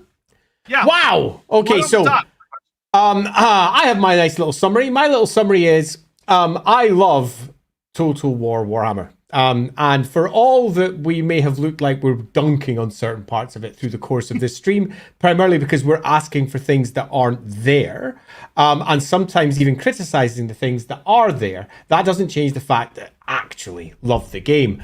And if I was to sum up everything that exists out there that we've discussed into some relatively short, pithy phrases, I'd say, for me at least, what I'd most like to see Total War Warhammer do is be Warhammer. And by that I mean, give me many of the options that Warhammer does. Now, obviously, that's not quite the game that they're making. The game they're making is Total War, a big Total War game. But for me, I want to play the Empire, not Karl Franz. I want to play the factions and paint them my own way. I want to build the armies that I like, and the game actively stops me from doing this with its focus upon its legendary lords and the stories that they're telling with them. Now, I like those stories too, so in no way am I saying I would like this more than this. I'm just saying that for me personally, the options that Warhammer offers are not the options that the digital representation of the game offers, and that leaves me wanting things. You can't help it. You look at it and go, I wish I could do this. Paint my units the way I want to paint them. Have colours that I like. field the characters on the battlefield that I want to field. And yes, that might come at a cost. That's our empire mechanics, as we were discussing. You might not be able to afford that particular character, so they stay at home today, so you can't bring out Karl Franz because he's too busy being the emperor or whatever. But I can't help feel that when I play a big battle game, that some of the core choices that Warhammer offers are not just not there, they're actively pushed aside to play the game that they want. And that's good, because the game that they want is also super cool. But that nevertheless leaves me a little bit, I kind of wish we had a few more choices and a few more options. And that in no way is to denigrate what is there, because it's a great game. But options and choices, as we all know, we can't help but want. Yep, and I want the completely much more reasonable additional Warhammer 4 game that I'm sure CA absolutely does not want to make. Totally fine. Actually, I think I'd like to bring up one comment there, just there. That's actually what I want. I want Warhammer Total War. When I played Total War, I played them all. I felt like I was playing the individual families, factions, whatever it might have been. I don't feel that with Warhammer at all. I feel like I'm playing an individual character who has weirdly decided to take over the world, or at least give it a go anyway. Yeah, we are kind of eternally punished by how hesitant and reserved Warhammer 1 was. Yeah, I think that's fair. And it is unfortunately, it's the foundation the house is built upon, and it's so hard to do foundation work. Whether it's like, and you see that with the sieges, you see that with the diplomacy system, you see that with the empire mechanics of that. CA did not know whether this game would be good and people would want it, and so they were really reserved, and man, has that been biting them in the ass ever since. I don't know if it's biting them in the ass. It's certainly channeling them in a certain direction. And I'll say it's been biting them in the ass. Okay, fair enough. It's biting them in the ass. We've got a few more comments before we Marathi, go. this stream has been a good mix of reasonable request ideas of things that need to be fixed or were in past games and utterly deranged ramblings. That's what we're here for, Marathi. If you're listening to this either live or afterwards, I would genuinely love to see down in the comments how you bracket what was a reasonable request in your opinion and what was stupid bullshit. I'd love to see that. Yeah. Skooma Dealer, how about adding time periods for Warhammer like they did with Three Kingdoms? I mean, it could be fun. It would be kind of into that whole, like, you could do that easier, I think, if you did like Andy's thing of like allowing you to customize what the situation is. Yeah. Because like the geography is the same. You would just be changing who's where. Yeah, for example, in my preferred world, Warhammer 4 would take place in the old world setting. So going to the current Total War, going to the current tabletop battle game and using that setting and having that great incursion of chaos with Azavar cool rather than focusing on Archaon. Donoman, it would be nice to have an option for all the races to be united at the start of the campaign so there are much bigger factions at the start. Yeah, if you wanted to have like a fucking crazy punch-up mode, yeah, something like that could be fun. Bones, hey! Glad to see you are well again, Andy. Enjoying the stream with a roast dinner. Oh, I'm so jealous. Thoughts on a Neferata versus Khalida DLC Hunt Vampires Clan Lamia? So, if we didn't already have Khalida in the game, I would say yes. However, I have been a very strong proponent of the like Vampiric Bloodlines DLC, where you get the DLC focuses on non-Von Karsteins, and Neferata would be the Lamian. Like she Dang just would. straight. Yeah, agreed completely. Yeah, and Elephas Chaos. Sorry I missed so much. You don't need to apologize. You could also always watch it from the start. We'll watch it fully. Well, there you go. Watch it fully from the start of the stream. Also, if you had trouble with my name last time, it is Elephas Chaos. I got it this time. I don't know what I said last time. Elephas Chaos. So thanks all. It's been absolutely marvelous, and it is of course nice to be back. Next week it'll be over on the LAWhammer channels, where we are going to be diving deep into Sigmar. Sigmar himself, Sigmar Heldenhammer, part 1. We're calling it part 1 because we know we're never going to cover anywhere near as much of Sigmar. We're probably going to be diving deep into the mortal components of his life rather than moving on to the divine aspects. But Sigmar, part 1 over in the LAWhammer channels. I completely forgot we were tackling that absolute fucking insanity. I have no idea how we're going to do this one. Yeah. Oh boy. Happy birthday to us. Yeah, we got such a great gift for ourselves. Watchdog, thoughts on Time 2 or 3? Yeah, as a mod especially. Yeah, Time 2 or 3 Emperors would be super duper fun. Yeah, that would be cool. Art as a mod. All right, so with that, we do need to skedaddle. Thank you all very much for joining us. We really appreciate it. It's always lovely to see you all. Please take care of yourselves and happy Halloween. For those of you that are going to be celebrating it, and we'll see you, like Andy said, next week over on LAWhammer. I will note that do keep an eye out for like the announcements at the times, because there are time shifts happening. It's that time of year, so just make sure you triple check about time zones and all that stuff. We'll be sure to point that out in the announcements. But yeah, see y'all later. Bye.